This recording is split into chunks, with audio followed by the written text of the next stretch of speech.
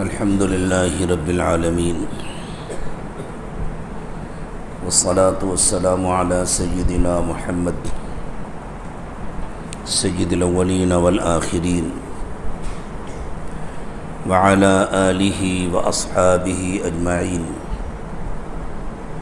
أما بعد فأعوذ بالله من الشيطان الرجيم. بسم الله الرحمن الرحيم. والعاديات ضبحا فالموريات قدحا فالمغيرات صبحا فأثرن به نقعا فوسطن به جمعا إن الإنسان لربه لكنود وإنه على ذلك لشهيد وإنه لحب الخير لشديد. أفلا يعلم إذا بعثر ما في القبور وحصل ما في الصدور إن ربهم بهم يومئذ لخبير. سبحان ربك رب العزة عما يصفون وسلام على المرسلين والحمد لله رب العالمين. اللهم صل على سيدنا محمد وعلى آل سيدنا محمد وبارك وسلم. اللهم صل على سيدنا محمد وعلى آل سيدنا محمد وبارك وسلم. اللهم صل على سيدنا محمد وعلى آل سيدنا محمد وبارك وسلم. ابھی ہمارے مفتی صہیب صاحب آپ سے جو گفتگو فرما رہے تھے اس میں مسجد میں داخل ہوتے ہوتے جو چند جملے میں سن سکا اس سے اندازہ ہوا کہ وہ آپ کو تزکیے کی اہمیت بتلا رہے تھے. بس انشاءاللہ ان کے اسی جملے کی کچھ تھوڑی سی شرح کر لیتے ہیں. تزکیہ کیا چیز ہے، کیسے ہوتا ہے، کتنا ضروری ہے، اس کے بغیر کیا ہوتا ہے اور اس کے ہو جانے کے بعد کیا ہوتا ہے، اسی پر بات کر لیتے ہیں. اللہ میرا بھی تزکیہ فرما دے، آپ کا بھی تزکیہ فرما دے. سب سے پہلے تزکیے کی اہمیت کو سمجھ لیں.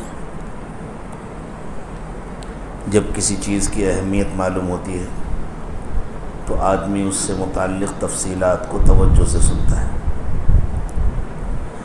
تزکیہ اتنا اہم عمل ہے کہ اللہ تعالیٰ نے انبیاء کرام علیہم الصلاۃ والسلام کی بعثت کا مقصد تزکیے کو بتلایا. حضور اکرم صلی اللہ علیہ وسلم امام الانبیاء ہیں. آپ کا جو کام ہے وہی تمام انبیاء کرام کا کام ہے. آپ کی بعثت کا جو مقصد ہے وہی تمام انبیاء کرام علیہم الصلاۃ والسلام کی بعثت کا مقصد ہے. حضور اکرم صلی اللہ علیہ وسلم کے مقاصد بعثت کو اللہ تعالیٰ نے دو مقامات پر بیان فرمایا. ایک جگہ اللہ تعالیٰ نے خود ایمان والوں کو اپنا احسان جتلایا ہے. ایک جگہ اللہ تعالیٰ نے حضرت ابراہیم علیہ السلام کی ایک دعا کے حوالے سے رسول اکرم صلی اللہ علیہ وسلم کی بعثت کے مقصد کو بیان فرمایا. سیدنا ابراہیم علیہ السلام نے جب اللہ کے حکم سے اللہ کے گھر کی تعمیر کی اور اس موقع پر اللہ تعالیٰ سے جو دعائیں مانگی ان میں اللہ نے سب سے اخیر میں یہ دعا ذکر فرمائی. سب سے اہم دعا تھی اس لیے سب سے اخیر میں ذکر فرمائی. ربنا وابعث فیہم رسولا منہم یتلو علیہم آیاتک ویعلمہم الکتاب والحکمت ویزکیہم انک انت العزیز الحکیم. اے اللہ ان لوگوں میں انہی میں سے جو خاندان میں یہاں آباد کر رہا ہوں اسی خاندان میں سے ایک رسول بھیج دیجیے گا جو لوگوں کو آپ کی آیات پڑھ کر سنائیں، کتاب و حکمت کی تعلیم دیں اور ان کا تزکیہ کریں. آیات پڑھ کر سنانا اور کتاب و حکمت کی تعلیم دینا یہ وسائل ہیں. تزکیہ مقصد ہے۔ انک انت العزیز الحکیم، اللہ آپ کے لیے کچھ مشکل نہیں ہے، آپ بہت غالب ہیں، بہت حکمت والے ہیں۔ اور یہ دعا حضرت ابراہیم علیہ السلام نے اس لیے مانگی کہ حضرت ابراہیم علیہ السلام کو اللہ کی طرف سے بتلا دیا گیا تھا کہ یہ ہونے والا ہے، ہم اپنے نبی کو بھیجنے والے ہیں۔ خانہ کعبہ کی تعمیر حضرت ابراہیم علیہ السلام کے ہاتھوں سے اسی لیے کرائی گئی تھی۔ خانہ کعبہ کی تعمیر حضور اکرم صلی اللہ علیہ وسلم کی پیدائش اور آپ کی بعثت کی تیاریوں کا حصہ تھا۔ مکہ مکرمہ میں گویا تیاریوں کی ابتدا تھی۔ ایک دوسرے مقام پر اللہ تعالیٰ نے ایمان والوں کو احسان جتایا اور ارشاد فرمایا لقد من اللہ علی المؤمنین اذ بعث فیہم رسولا من انفسہم یتلو علیہم آیاتہ ویزکیہم ویعلمہم الکتاب والحکمہ۔ ایمان والوں پر اللہ تعالیٰ کا بڑا احسان ہے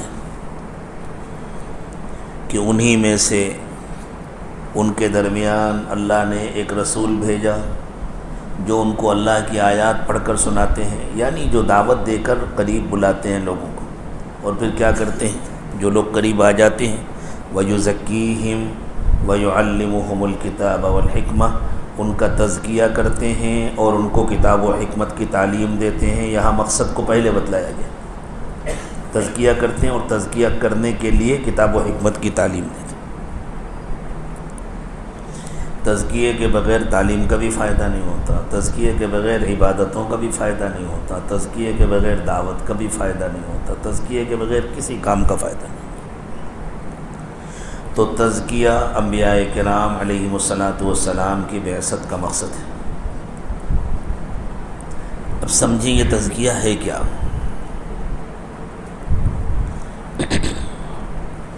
اللہ تعالیٰ نے جو انسانی نفس بنایا، ایک ہے روح اور ایک ہے جسم۔ جسم بنا ہے بے جان مادوں سے، مٹی سے بنا ہے جسم، لیکن جب جسم اور روح کا جوڑ ہوتا ہے تو زندگی پیدا ہوتی ہے۔ اس زندگی کا تعلق جسم سے بھی ہوتا ہے، روح سے بھی ہوتا ہے۔ اس زندگی کا نام ہے نفس۔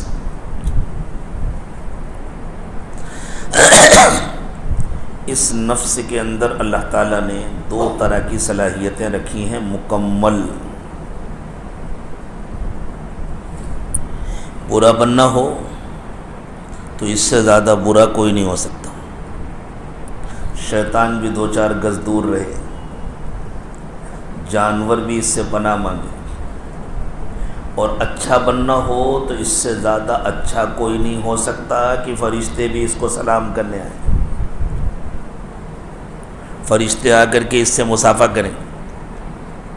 فرشتے صرف انبیاء کرام کو سلام نہیں کرتے، فرشتے صرف انبیاء کرام سے مصافحہ نہیں کرتے، اللہ کے نیک اور متقی بندوں کے پاس بھی فرشتے آتے ہیں، ان کے پاس بیٹھتے ہیں، ان سے ملاقات کرتے ہیں، ان کو سلام کرتے ہیں، ان سے مصافحہ کرتے ہیں۔ آپ نے شب قدر کے فضائل کے سلسلے میں یہ روایت تعلیم میں سنی ہوگی کہ اللہ کے نبی صلی اللہ علیہ وسلم نے فرمایا، یہ جو اللہ تعالیٰ نے ارشاد فرمایا تنزل الملائکۃ والروح فیہا بإذن ربہم من کل امر، کہ فرشتے اس رات میں نازل ہوتے ہیں اور فرشتوں کے سردار روح القدس حضرت جبریل علیہ السلام بھی تشریف لاتے ہیں، نازل ہوتے ہیں۔ حضور اکرم صلی اللہ علیہ وسلم نے اس کی مزید وضاحت کرتے ہوئے ارشاد فرمایا کہ جب حضرت جبریل آتے ہیں ان کے ساتھ فرشتوں کی بہت بڑی جماعت آتی ہے، اور حضرت جبریل کی نگرانی میں وہ فرشتے پھیل جاتے ہیں زمین پر، اور لیلۃ القدر میں، جس کو ہم اپنی زبان میں شب قدر کہتے ہیں، جتنے اللہ کے نیک اور مقبول بندے اللہ کی عبادت میں مصروف ہوتے ہیں، وہ فرشتے ان سب سے مصافحہ کرتے ہیں، اور چاہے ہاتھ میں ان کے مصافحے کا اثر محسوس نہ ہو، لیکن فرشتے جس سے مصافحہ کرتے ہیں اس کو اپنے دل میں خاص قسم کی ٹھنڈک محسوس ہوتی ہے۔ برا بنتا ہے انسان تو ایسا بنتا ہے کہ جانور پیچھے رہ جاتے ہیں، چونکہ جانوروں کے اندر روح نہیں ہے، نفس محض ہے، بس صرف وہ زندگی ہے، وہ خاص روح جو اللہ تعالیٰ نے انسان کو عطا فرمائی ہے، وہ کسی اور مخلوق کو نہیں دی ہے، اس روح کو اللہ تعالیٰ نے اپنی طرف منسوب کیا ہے۔ سیدنا آدم علیہ السلام کی جب تخلیق ہو رہی تھی اور اللہ تعالیٰ نے فرشتوں کو حکم دیا کہ جب حضرت آدم کی تخلیق مکمل ہو جائے تو تم فوراً سجدے میں گر جانا، تو ارشاد فرمایا فَإِذَا سَوَّيْتُهُ وَنَفَخْتُ فِيهِ مِن رُّوحِي فَقَعُوا لَهُ سَاجِدِينَ، جب میں آدم کی تخلیق مکمل کر لوں اور جب میں آدم کے جسم میں اپنی جان ڈال دوں، اپنی روح پھونک دوں۔ اپنی روح کا کیا مطلب؟ انسانوں کے لیے اللہ تعالیٰ نے بالکل الگ ایک مخصوص روح پیدا فرمائی، جس کو عزت دینے کے لیے، جس کی عظمت اور اہمیت کو بیان کرنے کے لیے اس کو اپنی طرف منسوب کیا، اور کسی مخلوق کو یہ روح نہیں ملی۔ فرشتے بھی محض روح ہیں، ان کے اندر نفس نہیں ہے، ان کے اندر جسم نہیں ہے، لیکن فرشتوں کو اللہ تعالیٰ نے جو روح دی ہے اس کو اس طرح اپنی طرف نہیں منسوب کی۔ انسانی روح کا مقام فرشتوں والی روح سے بھی بلند ہے۔ اصول یہ ہے کہ اگر کسی چیز میں اچھی بری دونوں صلاحیتیں ہوں تو اچھی صلاحیتوں کو بروئے کار لانے کے لیے محنت کرنی پڑتی ہے، بری صلاحیتوں کے لیے کچھ نہیں کرنا پڑتا۔ آپ کا بچہ ہے،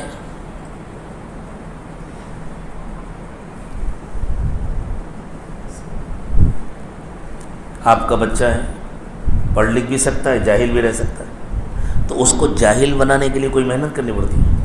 چھوڑ دو، مت بھیجو اسکول، مت بھیجو مدرسے، جاہلوں کا پڑھانے کے لیے محنت کرنی۔ وہ حافظ بھی ہو سکتا ہے، نہیں بھی ہو سکتا، تو وہ حافظ نہ ہو، اس کے لیے کوئی محنت نہیں کرنی پڑتی، حافظ بنانے کے لیے محنت کرنی۔ وہ با اخلاق بھی ہو سکتا ہے، بد اخلاق بھی ہو سکتا ہے، اس کو چھوڑ دو، محلے میں گلیوں میں بچوں کے ساتھ کھیلے، بد اخلاق ہو جائے گا، اس کو با اخلاق بنانے کے لیے محنت کرنی پڑتی ہے۔ زمین ہے، اس میں جھاڑیاں بھی اگ سکتی ہیں، اس میں جنگل بھی ہو سکتا ہے، اس میں کیڑے مکوڑے بھی ہو سکتے ہیں، اور اس میں بہت شاندار باغ بھی لگ سکتا ہے، بہت عمدہ باغیچہ ہو سکتا ہے، بہت عمدہ گارڈن بن سکتا ہے، لیکن اس کو جھاڑ جھنکاڑ بنانے کے لیے کچھ محنت نہیں کرنی پڑتی، اس کو اس کے حال پہ چھوڑ دو، خود بخود ہو جائے گا، اور گارڈن بنانے کے لیے محنت کرنی پڑتی ہے۔ تو نفس انسانی کو اللہ تعالیٰ نے دونوں طرح کی صلاحیتیں عطا فرمائی ہیں۔ ارشاد فرمایا، مضمون تھوڑا سا مشکل ہے، لیکن ہر ایک کے لیے اس کو سمجھنا بے انتہا ضروری ہے۔ بس یہ اللہ کا فضل سمجھیں کہ اللہ تعالیٰ نے مفتی صاحب کی زبان سے یہ باتیں کہلائیں اور بات آگے بڑھا دی، اس لیے آج اس کو اچھی طرح سمجھیں۔ ہمارے نامعلوم کتنے مسائل کا حل ہم کو معلوم ہو جائے گا اس مضمون کو سمجھ کر۔ نفس انسانی کے بارے میں اللہ تعالیٰ نے ارشاد فرمایا، وَنَفْسٍ وَمَا سَوَّاهَا۔ علماء غور کریں، یہ ما مصدریہ ہے، اللہ تعالیٰ تسویت النفس کی قسم کھا رہے ہیں، نفس کی قسم، اور جس طرح اللہ نے اس کو بنایا ہے، اس کی جو سیٹنگ ہے اس کی قسم۔ تو نفس کی سیٹنگ کیسی ہے، نفس کو کیسے بنایا گیا ہے؟ فَأَلْهَمَهَا فُجُورَهَا وَتَقْوَاهَا، یہ اس کی شرائط، یہ اس کی تفصیل ہے۔ نفس کو اللہ نے ایسا بنایا ہے، نفس کی سیٹنگ ایسی ہے کہ اس کے اندر فجور بھی ہے، برا بننے کی بھی صلاحیت ہے، تقوی بھی ہے، اچھا بننے کی بھی صلاحیت ہے، اور یہ دونوں اس کے اندر ہیں۔ اسی لیے اللہ تعالیٰ نے دونوں صفات کو نفس کی طرف منسوب کیا. یوں نہیں کہا یہ نیکی کو قبول کر سکتا ہے باہر سے، یہ برائی کو قبول کر سکتا ہے باہر سے، نہیں. فَأَلْهَمَهَا فُجُورَهَا، اس کے اندر ہے برائیاں، وَتَقْوَاهَا، اور اس کے اندر ہے نیکی. جیسے آپ کے یہاں چاول کی کھیتی ہوتی ہے نا، تو زمین پر ایک مخصوص محنت کی جاتی ہے. زمین کو کھودا گیا، جوتائی کی گئی، ہل چلایا گیا، پھر اس میں پانی ڈالا گیا، تیار کیا گیا اور چاول کے پودے لگا دیے. اس کے بعد جو ماشاء اللہ کسانوں کا گھر چاول سے بھر جاتا ہے، یہ ان پودوں کے ساتھ باہر سے چاول آتے ہیں یا اندر سے آتے ہیں؟ سب زمین کے اندر ہے. حالانکہ زمین کو کھود کر دیکھو تو کچھ بھی نہیں. آم کا سیزن ہے ماشاءاللہ، خوب آم آ رہے ہیں. یہ کہاں سے آ رہے ہیں؟ اندر سے آ رہے ہیں. درختوں میں آم کہاں سے آ رہے ہیں؟ اندر سے آ رہے ہیں. آپ کے علاقے میں املی بھی خوب ہوتی ہے، کہاں سے آ رہی ہے؟ اندر. جو کچھ بھی ہے زمین کے اندر ہے. ایسے کھود کے دیکھو تو کچھ نظر نہیں آتا.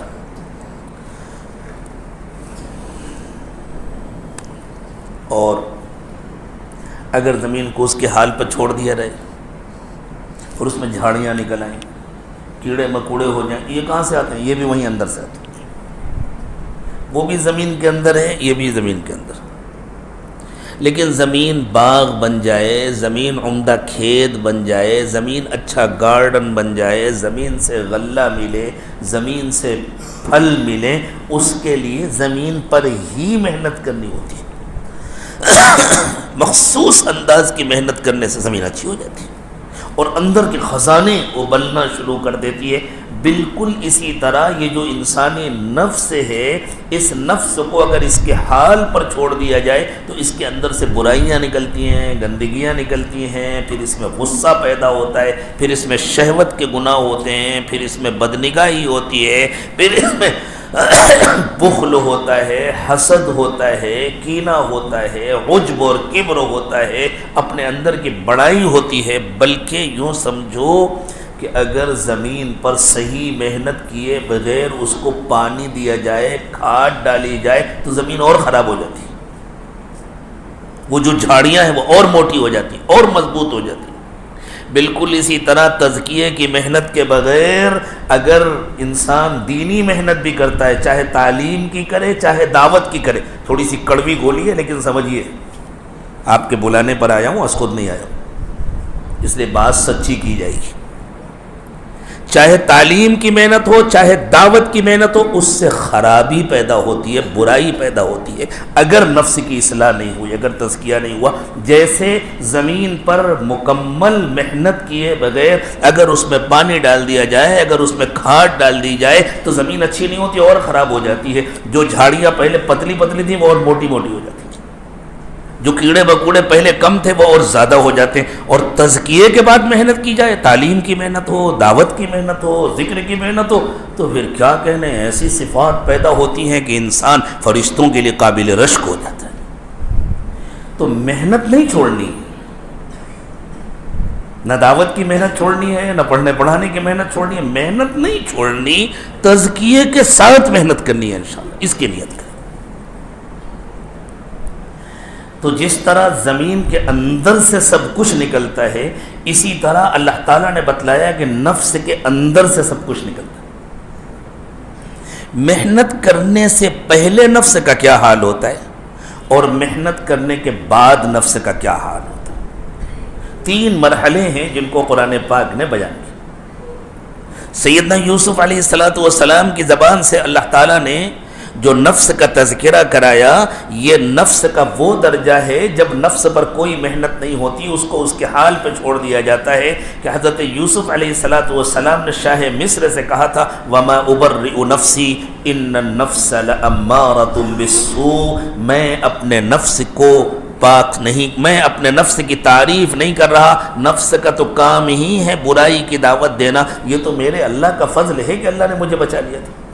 یعنی نفس کو اگر اس کے حال میں چھوڑ دیا جائے تو وہ تو برائی کی دعوت دیتا ہے.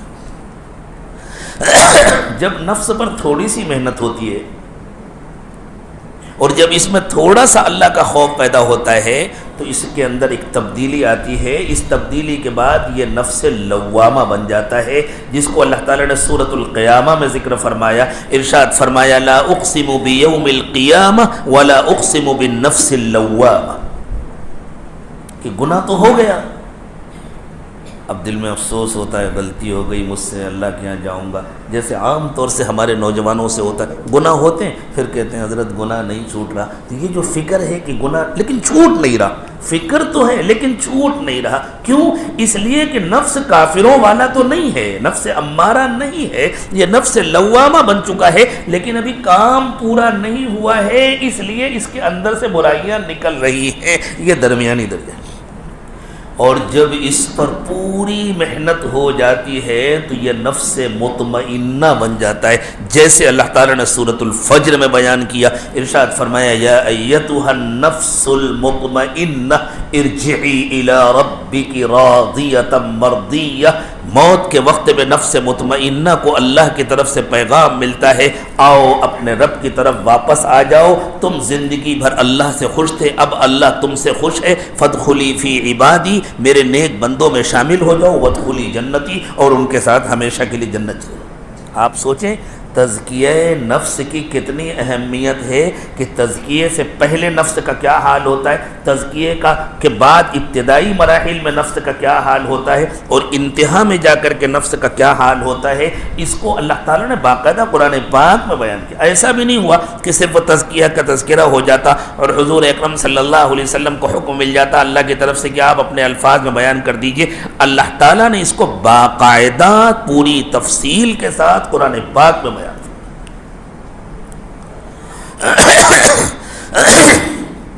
اب اگلی بات سمجھیں.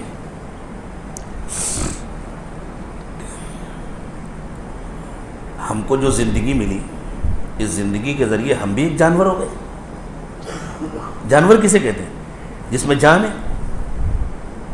اسی لیے بیچارے وہ اہل منطق اور اہل فلسفہ اور آج کے زمانے کے سائنسداں، اس زمانے کے فلاسفر، جن کو انسان کی اصل حیثیت نہیں معلوم، اللہ کو نہیں جانتے، وہ بیچارے تو انسان کو کیا پہچانیں گے. تو وہ سمجھتے ہیں جیسے سب جانور ہیں، انسان بھی ایک جانور ہے. سب کھاتے پیتے ہیں، انسان بھی کھاتا پیتا ہے. سب کی شہوتیں ہوتی ہیں، انسان کی بھی شہوت ہوتی ہے. سب آرام کرتے ہیں، انسان بھی آرام کرتا ہے. یوں کہتے ہیں ہاں انسان ذرا اعلیٰ درجے کا جانور ہے، وہ بول بھی لیتا ہے، بات بھی کر لیتا ہے، پڑھ لکھ بھی لیتا ہے، اس کے پاس عقل ہے، دوسرے جانوروں کے پاس عقل نہیں ہے. تو اس میں کوئی شک نہیں کہ ہیں تو ہم بھی ایک جانور ہی نا، اللہ نے ہمیں زندگی عطا فرمائی. تو اللہ تعالیٰ نے تزکیے کے عمل کو سمجھانے کے لیے ایک ایسے جانور کا تذکرہ فرمایا جو سدھانے سے پہلے، تربیت سے پہلے بہت اجڑ ہوتا ہے، بہت جنگلی ہوتا ہے. میں کوشش کر رہا ہوں آسان الفاظ استعمال کروں تاکہ بات سب کے سمجھ میں آئے، صرف علماء کی سمجھ میں نہ آئے تو سب کی ضرورت ہے نا. تو بہت اجڑ اور جنگلی ہوتا ہے، اور جب اس کی تربیت ہو جاتی ہے تو وہ بالکل بدل جاتا ہے. پھر چونکہ جب قرآن پاک نازل ہوا تو قرآن کے سب سے پہلے مخاطب عرب تھے، تو اللہ تعالیٰ نے مثالیں بھی ایسی دی ہیں جن سے عرب مانوس ہوں. دیکھیں جن چیزوں سے کوئی مانوس نہیں ہوتا اس کو ان چیزوں کی مثال سے نہیں سمجھایا جا سکتا، اور جن چیزوں سے مانوس ہو اس کی مثال سے بہت آسانی سے بات سمجھ میں آ جاتی. جیسے اس زمانے میں ہمارے جتنے پڑھے لکھے نوجوان ہیں وہ انٹرنیٹ سے اور کمپیوٹر سے اور لیپ ٹاپ سے اور وائی فائی سے، ان سب چیزوں سے کتنے مانوس ہیں، کتنے واقف ہیں. بالکل ابتدا کی بات ہے جب اس عاجز کا نیا نیا بنگلور آنا جانا شروع ہوا تو ایک آئی ٹی انجینئر نوجوان مجلس میں آئے، اور چونکہ غالباً پہلی مرتبہ آئے ہوں گے تو مجلس کے آداب سے زیادہ واقف نہیں تھے، دھیرے دھیرے واقفیت ہوتی ہے. تو انہوں نے بیٹھتے ہی، تھوڑے سے بچے بیٹھے ہوئے تھے، انہوں نے بیٹھتے ہی مجھ سے کہا حضرت شیخ کی مجلس میں کیا ہوتا ہے؟ میں نے کہا شیخ کی مجلس وائی فائی ہوتی ہے.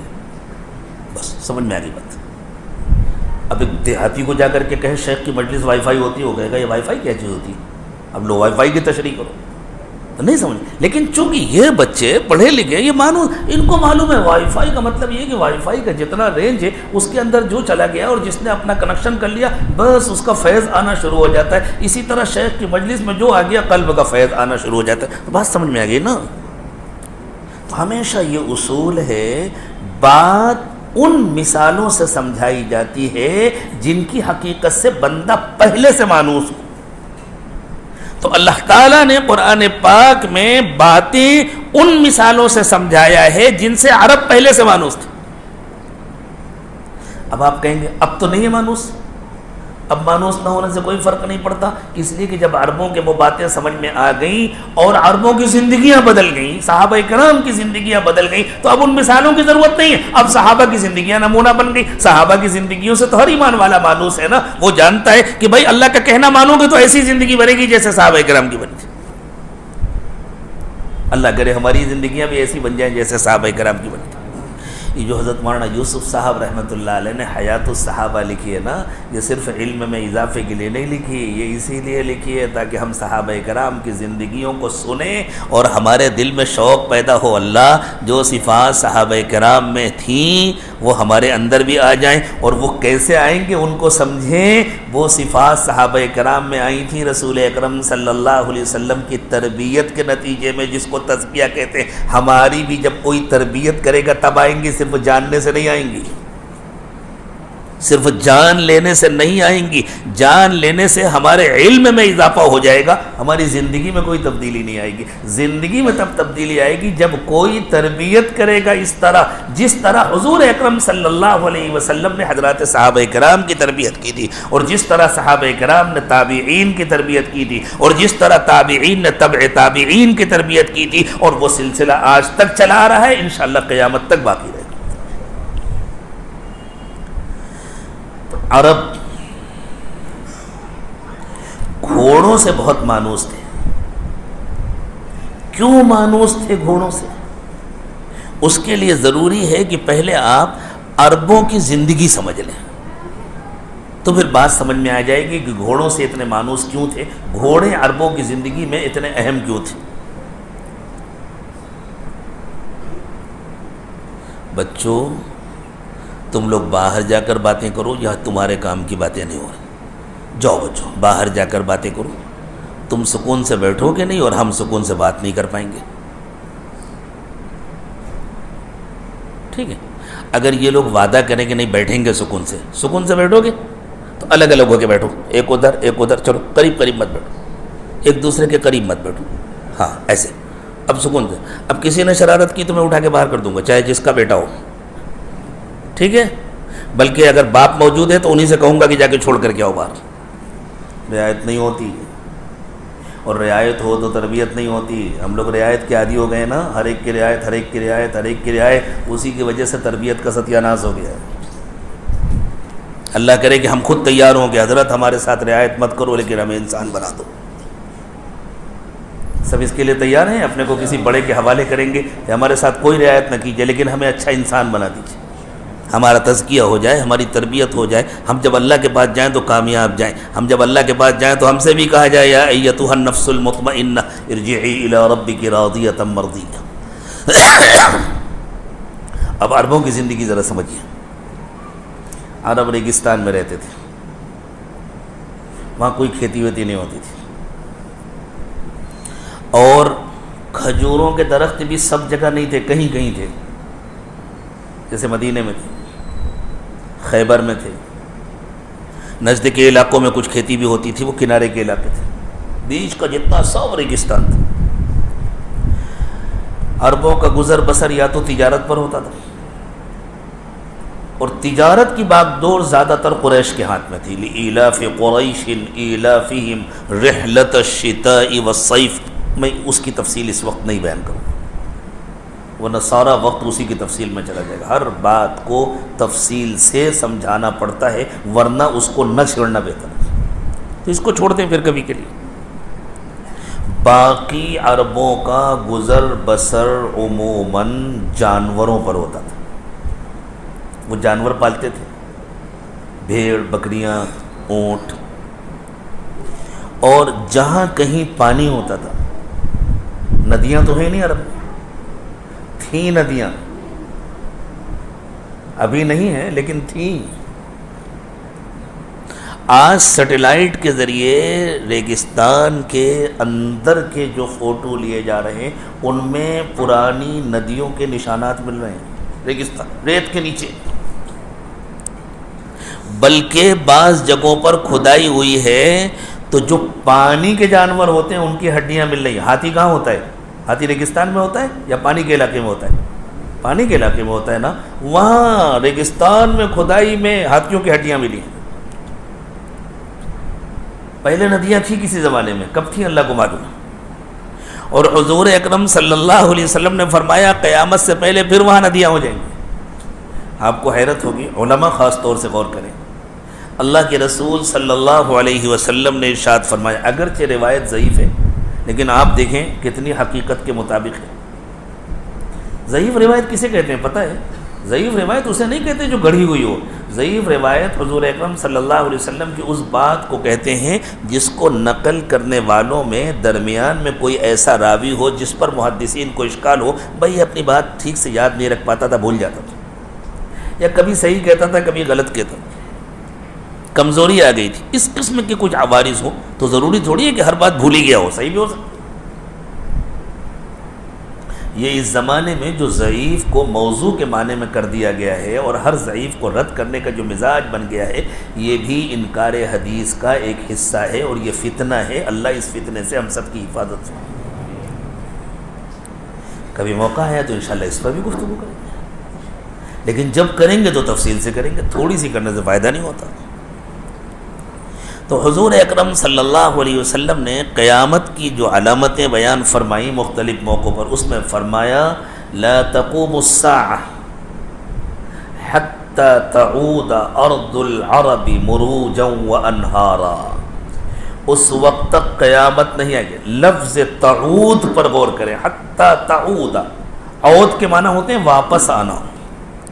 اس وقت تک قیامت نہیں آئے گی جب تک عرب کی زمین پھر سے ہری بھری نہ ہو جائے، اور جب تک عرب کی زمین میں پھر سے ندیاں نہ بہنے لگیں۔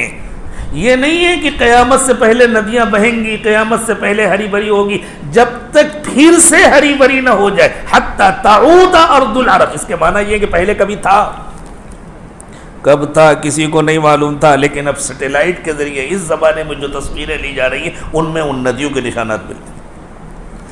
لیکن جس زمانے میں عرب آباد تھے، حضور اکرم صلی اللہ علیہ وسلم کی بعثت سے پہلے، حضرت ابراہیم علیہ السلام کے بعد، اس زمانے میں تو تھی نہیں وہاں ندیاں ہوتی ہیں۔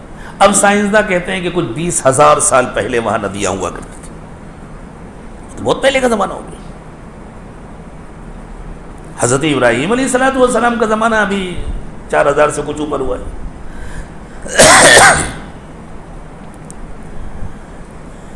تو عربوں کے یہاں جو بارش کا پانی کہیں کہیں وادیوں میں جمع ہو جاتا تھا، بہت بہت دنوں تک جمع رہتا تھا۔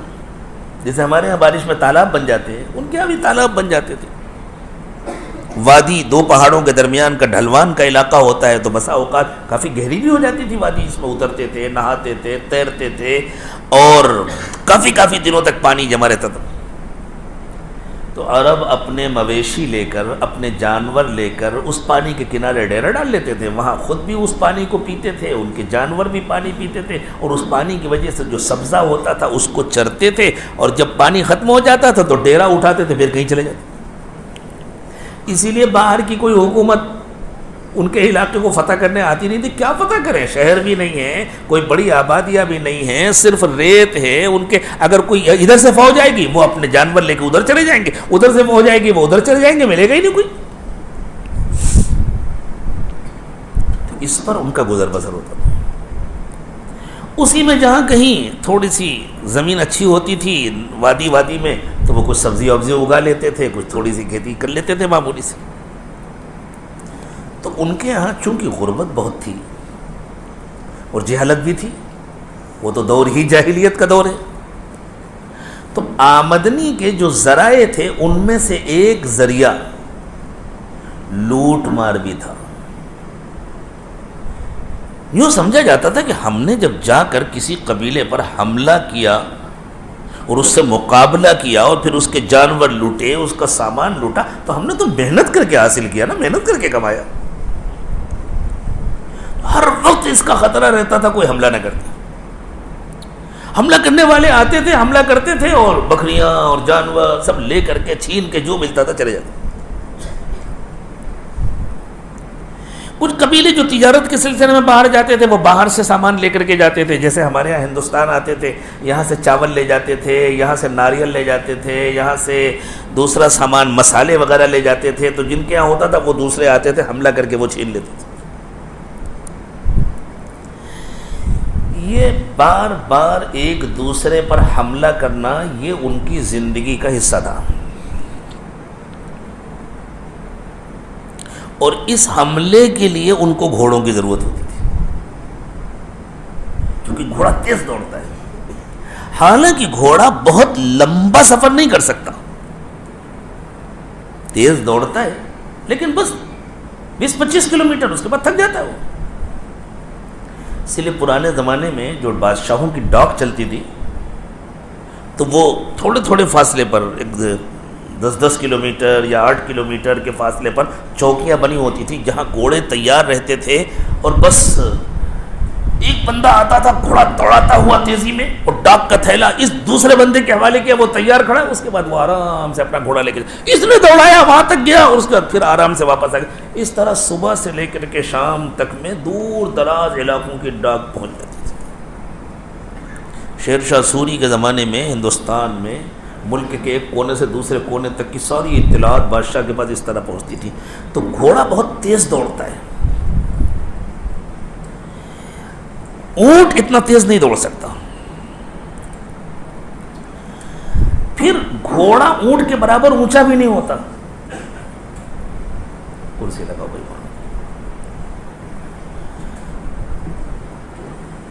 تو گھوڑے کے اوپر بیٹھ کر جنگ کی جا سکتی ہے، گھوڑے کے اوپر بیٹھ کر حملہ کیا جا سکتا ہے، اونٹ کے اوپر بیٹھ کے حملہ نہیں کیا جا سکتا. اس لیے جنگوں میں، میدان جنگ میں گھوڑے کا استعمال ہوتا تھا، اونٹوں کا نہیں ہوتا تھا. اونٹوں پر سامان لاد کر کے لاتے تھے، اگر اونٹوں پر بیٹھ کر کے آتے تھے کہیں دور دراز جانا تو پھر اس سے اتر جایا کرتے تھے. اونٹ بہت لمبے لمبے سفر کر لیتا ہے، اس کو سفینۃ الصحرا کہتے ہیں، وہ صحرا کی کشتی ہے. لیکن ان کی جس ضرورت کا تذکرہ کیا جا رہا ہے یہ ضرورت صرف گھوڑوں سے پوری ہو سکتی ہے. اس لیے عرب گھوڑے پالتے تھے، اور گھوڑا اتنا اجڑ جانور ہے کہ گھوڑے کا بچہ جب جوان ہو جاتا ہے نا تو اپنی پیٹھ پر کسی کو ہاتھ نہیں رکھنے دیتا، اپنے قریب کسی کو نہیں آنے دیتا، اور اگر کسی نے قریب آنے کی کوشش کی تو پیچھے سے اچھل کر ایسی لات مارتا ہے کہ جس کا دل چاہے ایک مرتبہ تجربہ کر لے، انشاءاللہ منہ میں کوئی دانت نہیں بچے گا. اور کسی ضرورت سے ڈاکٹر کے پاس جانا پڑے، ڈینٹسٹ کے پاس زندگی میں کبھی نہیں جانا پڑے گا، اس لیے کہ وہ مسئلہ ہی ختم ہو جائے گا. ایسا خطرناک ہوتا ہے، اس کے اوپر سواری کرنے کا تصور نہیں کیا جا سکتا. یہ ہے نفس امارہ، یہ ہے اجڑ جانور. عرب اس کے عادی تھے، جو بات اللہ تعالیٰ نے ان کو سمجھائی اس کے سمجھانے سے پہلے سے عرب اس کے عادی تھے کہ وہ گھوڑوں کو سدھاتے تھے. اور گھوڑے کو کیسے سدھایا جاتا ہے، اس کا طریقہ ہوتا ہے. اس کو ایک لمبی رسی باندھتے ہیں، اتنی لمبی رسی کہ انسان کو وہ نقصان نہ پہنچا سکے، جیسے یہاں سے لے کر کے وہ دیوار تک یا اور اس سے کچھ لمبی.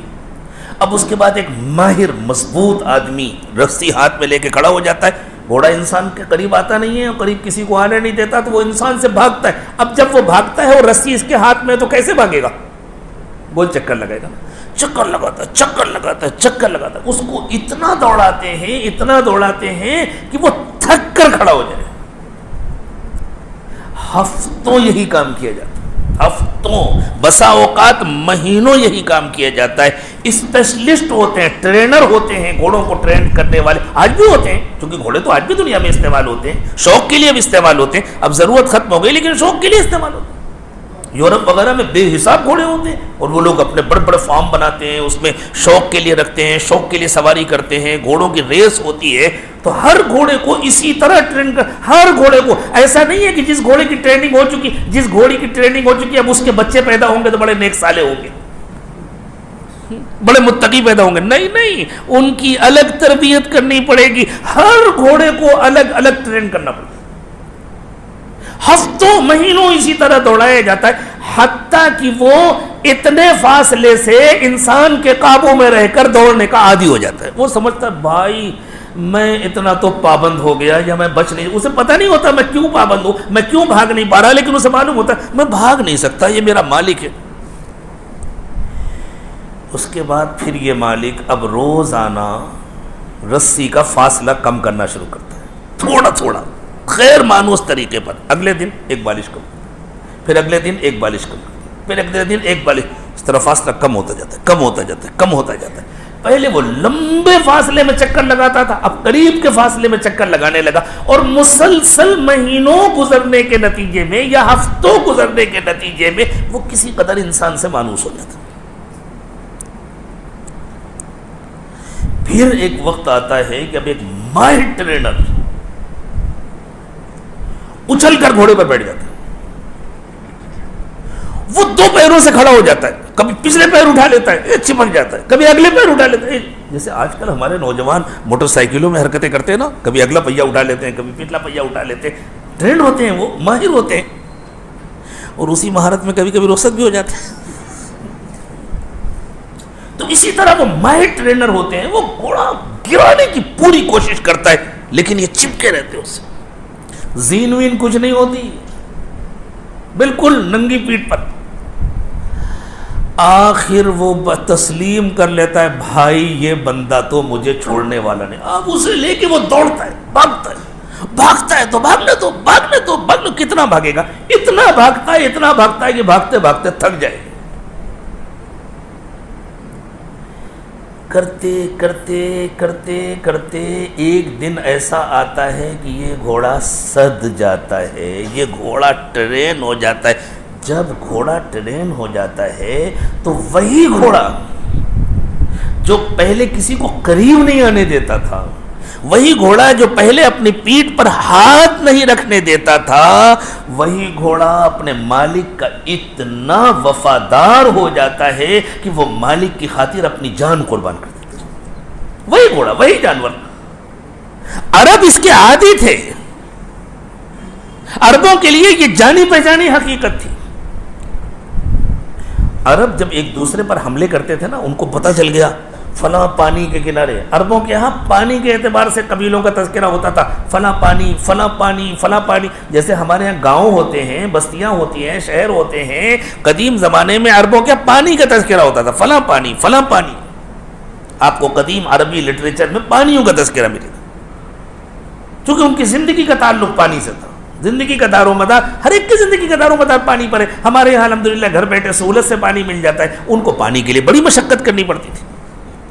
تو جب پتہ چل جاتا تھا کہ فلاں علاقے میں جو لوگ آباد ہیں، فلاں پانی کے کنارے ایک قبیلے نے پڑاؤ ڈالا، ان کے ہاں بہت جانور ہو گئے ہیں، تو ان کو ضرورت ہوتی تھی. جانور پالتے تھے، اسی کا گوشت کھاتے تھے، انہی جانوروں کا دودھ پیتے تھے، انہی جانوروں کے کھال سے خیمے بناتے تھے، پانی کے مشکیزیں بناتے تھے، انہی جانوروں کے بال سے اپنا لباس بناتے تھے، خیمے کی رسیاں بناتے تھے. سارا کام ان کا جانوروں سے ہوتا تھا. مویشی پالن پر ان کی زندگی کا دار و مدار تھا. تو یہ فاصلے بہت لمبے نہیں ہوتے تھے، 5 کلومیٹر 10 کلومیٹر کے فاصلے.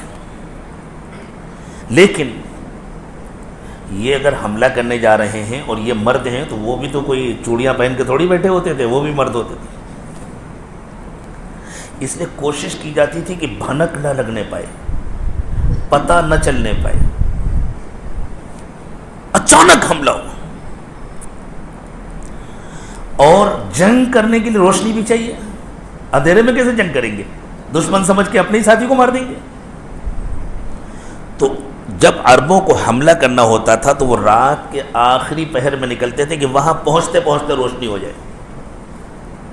اور اس سے پہلے کہ دشمن ہوشیار ہو جلدی سے جا کر کے اس پہ ٹوٹ پڑیں، اس کے لیے یہ جو چھوٹے چھوٹے فاصلے ہوتے تھے، 5-10 کلومیٹر 15 کلومیٹر کا جو فاصلہ ہوتا تھا، اس میں گھوڑوں کو بے تحاشا دوڑایا جاتا تھا۔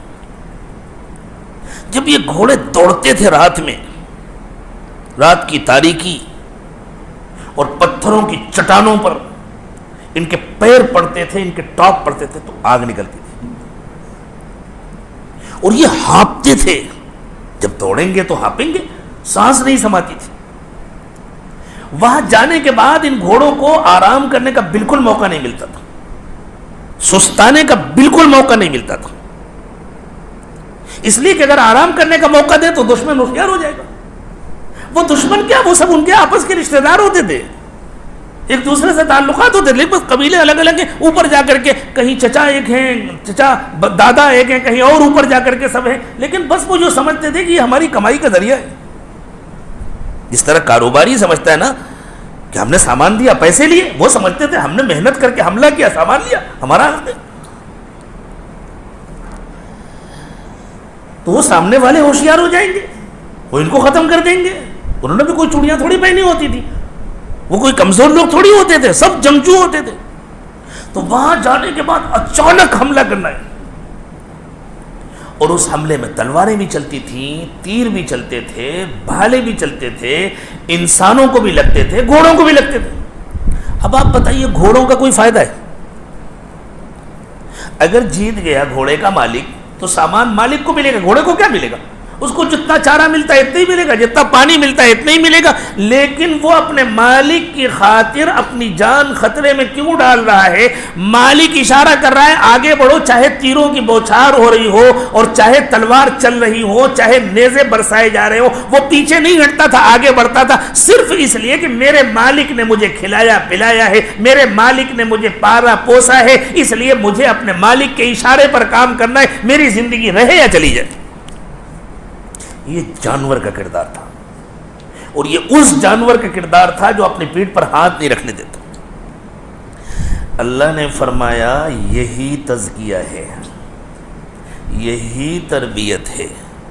جب تک تربیت نہیں ہوتی، جب تک تزکیہ نہیں ہوتا، انسان اپنے مالک کا بے وفا ہوتا ہے، وہ اللہ کا کہنا نہیں مانتا۔ اور گویا اللہ تعالیٰ نے عربوں سے ایک طرح سے سوال کیا ہے، یہ بتلاؤ اگر تم اپنے مالک کے شکر گزار نہیں ہو، اگر تم اپنے مالک کا کہنا نہیں مانتے تو تم اچھے یا تمہارا گھوڑا اچھا؟ تمہیں کوئی حق نہیں کہ گھوڑے کی پیٹھ پر بیٹھو، گھوڑے کو تمہارے اوپر سوار ہونا چاہیے، گھوڑا تم سے افضل ہے۔ تم نے کیا کیا ہے اس کے ساتھ؟ صرف چارہ دیا ہے، صرف پانی دیا ہے، صرف اس کی دیکھ بھال کی ہے، بس نا۔ ہم نے تو تم کو زندگی دی ہے، ہم نے تم کو ساری نعمتیں دی ہیں، تم نے گھوڑے کو جو چارہ دیا وہ بھی ہم نے پیدا کیا، تم نے نہیں پیدا کیا، تم نے گھوڑے کو جو پانی پلایا وہ بھی ہم نے پیدا کیا، تم نے نہیں پیدا کیا، تم نے اس کو زندگی نہیں دی، ہم نے زندگی دی، پھر بھی وہ تمہارا اتنا وفادار ہے، اور ہم نے تم کو سب کچھ دیا اور تم ہمارے وفادار نہیں ہو۔ تو یہ جو گھوڑے کو سدھانے کا عمل ہے، بالکل اسی عمل سے گزارنا پڑتا ہے نفس کو سدھانے کے لیے اور اس کی تربیت کرنے کے لیے۔ جب وہ کسی بڑے کے ماتحت بنتا ہے، اپنے کو حوالے کرتا ہے، میں تو کہنا مانوں گا، مجھے اچھی بات بتلائے، مجھے جو بات بتلائی جائے گی میں اس پر عمل کروں گا، چاہے میری عزت افزائی ہو، چاہے مجھے ڈانٹ پڑے۔ اللہ اکبر۔ جب فکر ہو جاتی ہے تزکیے کی، جب اس کی فکر ہو جاتی ہے کہ اللہ کے پاس جانا ہے، کیا منہ دکھائیں گے، تو پھر کیا ہوتا ہے؟ حضرت قاری محمد طیب صاحب رحمۃ اللہ علیہ کو تو اس مجمع میں بہت سارے لوگ ہوں گے جنہوں نے دیکھا ہوگا، اور شاید حضرت آپ کے یہاں کبھی تشریف بھی لائے ہوں گے، یا قرب و جوار میں تو آئے ہوں گے، حضرت تو مدراس وغیرہ تو آتے رہتے تھے، بہت خوبصورت تھے، اور دیکھنے میں جتنے اچھے تھے اندر سے اس سے زیادہ اچھے تھے، علم میں بھی بہت پختہ تھا۔ حجت اللہ فی الارض، حضرت مولانا محمد قاسم نانوتوی رحمۃ اللہ علیہ جو دارالعلوم دیوبند کے بانی تھے، اور جو ہماری پوری جماعت اہل حق کے بڑے لوگوں میں ہیں ان کے پوتے تھے. پھر کم عمری میں دارالعلوم دیوبند کے محتمم بن گئے تھے. تو اللہ نے عہدہ بھی اونچا دے دیا تھا، علم بھی خوب دیا تھا، خوبصورتی بھی دی تھی، خاندان کی نسبت بھی بہت بڑی تھی، لیکن اپنی فکر بھی تھی، تزکیہ ہوا تھا، اپنے آپ پر نظر بھی رہتی تھی. حضرت امام ربانی مجدد الفسانی رحمۃ اللہ علیہ نے فرمایا جب کسی کے نفس کا تزکیہ ہو جاتا ہے اور جب اس پر اللہ تعالیٰ کی خاص مہربانی ہوتی ہے اور جب نفس روشن ہو جاتا ہے، جب قلب روشن ہو جاتا ہے اور اس پر اللہ کی مہربانی ہوتی ہے، تو حضرت مجدد صاحب نے فرمایا اللہ تعالیٰ اس کو ایک نعمت عطا فرماتے ہیں جس کا نام ہے دید قصور. دید قصور کا مطلب یہ ہے کہ پھر کسی کو ٹوکنے اور بتلانے کی ضرورت نہیں پڑتی، اس کو اپنی کمیاں خود نظر آتی ہیں اور وہ ان کو دور کرنے کی کوشش کرتا ہے. اللہ یہ نعمت مجھے آپ کو بھی عطا فرمائے. حضرت قاری محمد طیب صاحب رحمۃ اللہ علیہ حضرت تھانوی نور اللہ مرقدہ سے بیعت تھے. حضرت کو خط لکھا، حضرت میں جب دفتر اہتمام میں بیٹھتا ہوں تو مجھے اپنے اندر بڑائی محسوس ہوتی ہے. ہم روزانہ کتنی بڑی بڑی باتیں کرتے ہیں، تم کو معلوم نہیں ہے میں کون ہوں، تم جانتے نہیں ہو. تہجد گزار، جماعتوں میں وقت لگانے والا، مدرسے میں پڑھانے والا، اچھا بھلا نیک انسان، ذرا سی ناگواری ہوئی اور اندر کا جانور بولنا شروع کرتا، تمہیں پتہ نہیں میں کون ہوں. یہ کبر بول رہا ہوتا ہے. اور اللہ کے نبی صلی اللہ علیہ وسلم نے فرمایا لا يدخل الجنة من كان في قلبه مثقال حبة من خردل من الكبر، جس کے دل میں رائی کے برابر بھی، رائی کے دانے کے برابر بھی کبر ہوگا وہ جنت میں کبھی نہیں جائے گا. اور جنت میں کبھی کون نہیں جائے گا؟ جس کو ایمان کی موت نصیب نہیں ہوگی. گویا حضور نے ڈرا دیا اگر کبر کا علاج نہیں کیا تو اس کا خطرہ ہے کہ خاتمہ بالخیر نہیں ہوگا، چاہے جتنی محنتیں کی ہوں. تو ڈرتے تھے لوگ کیا کہیں ہمارے اندر کبر تو نہیں ہے. تو حضرت قاری صاحب رحمۃ اللہ علیہ نے حضرت تھانوی کے پاس لکھا حضرت میں بیٹھتا ہوں مجھے اپنے اندر بڑائی محسوس ہوتی ہے، اور کسی نے نہیں محسوس کیا تھا لیکن ان کو اپنے اندر محسوس ہو رہی. کیوں؟ دید قصور کی نعمت اللہ نے عطا فرمائی. حضرت تھانوی رحمۃ اللہ نے خط پڑھا، جواب لکھا ذمہ داریاں کسی کے حوالے کر کے کچھ دنوں کے لیے میرے پاس آ جائیے. آگے تھانہ بھون ڈیوٹی لگا دی گئی، دروازے پر کھڑے ہو جائیے مسجد کے، جتنے لوگ آیا کریں ان کے چپل جوتے سیدھے کیے گئے. دارالعلوم دیوبند کا محتمم مسجد کے دروازے پر کھڑا ہے، چپل جوتے سیدھے کر رہا ہے. اپنی مرضی سے نہ شروع کر دینا، اپنی مرضی سے کرو گے کبر بڑھے گا تمہارے اندر. اور کیا، اور دیکھو میں کتنا اچھا آدمی ہو گیا، دیکھو میں سب کے جوتے چپل ٹھیک کر رہا ہوں. یہ جیسے ڈاکٹر دوا بتلاتا ہے، اس کی اجازت نہیں ہوتی کہ کوئی اپنی مرضی سے دوا لے. میڈیکل اسٹور والوں کو اجازت، ہمارے یہاں ہندوستان میں تو سب کچھ چلتا ہے، نیچے سے لے کے اوپر تک سب کو چلتا ہے. لیکن دنیا کے جو ترقی یافتہ ممالک ہیں وہاں اگر آپ کسی میڈیکل اسٹور میں جا کر کوئی دوا مانگے تو وہ میڈیکل والا کہے گا ڈاکٹر کا پرچہ لاؤ. کس ڈاکٹر نے لکھا؟ تمہارے لیے لکھا، تمہارے نام، تمہارا آئی ڈی، تب جا کر کے دوا دے گا. بالکل اسی طرح روحانی امراض کے علاج کے لیے بھی شیخ کامل کی تشخیص اور تجویز ضروری ہے. اپنی مرضی سے کوئی کرے گا فائدہ نہیں ہوگا، نقصان ہوگا. حضرت تھانوی نور اللہ مرقدہ کے ایک بہت مشہور خلیفہ گزرے ہیں جو تقسیم کے بعد پڑوس کے علاقے کے تھے تو وہاں چلے گئے تھے، اپنے وطن وہیں کے تھے. اس وقت ملک ایک تھا. وہ جب دارالعلوم دیوبند سے فارغ ہوئے، ماشاءاللہ خوبصورت بھی تھے. پنجاب والے ویسے بھی گورے چٹے ہوتے ہیں، اونچے ہوتے ہیں، خوبصورت ہوتے ہیں. وہ پنجاب کے علاقے کے تھے، خوبصورت تھے اور بہت ذہین تھے، بہت ہونہار طالب علم تھے، بہت پختہ علم تھا، بہت نیک و متقی بھی تھے. حضرت سے بیعت تھے، حضرت کے پاس آئے، حضرت مجھے اپنے اندر بڑائی محسوس ہوتی ہے، ختم نہیں ہو رہی. حضرت نے فرمایا علاج بتلاؤں، کرو گے؟ ان کا حضرت اسی لیے آیا ہوں، آپ علاج بتلا دیجیے. فرمایا تھوڑا سا مشکل ہے لیکن کرو گے تو فائدہ ہوگا. جی حضرت بتلا دیجیے. حضرت نے کچھ مدت مقرر کی، غالباً 40 دن یا کچھ.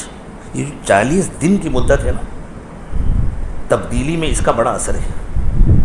اسی لیے اللہ تعالیٰ نے حضرت موسیٰ علیہ السلام کو جب کوہ طور پر بلایا تھا، حضرت موسیٰ کوہ طور پر اپنی مرضی سے نہیں گئے تھے، اللہ کے بلانے سے گئے تھے.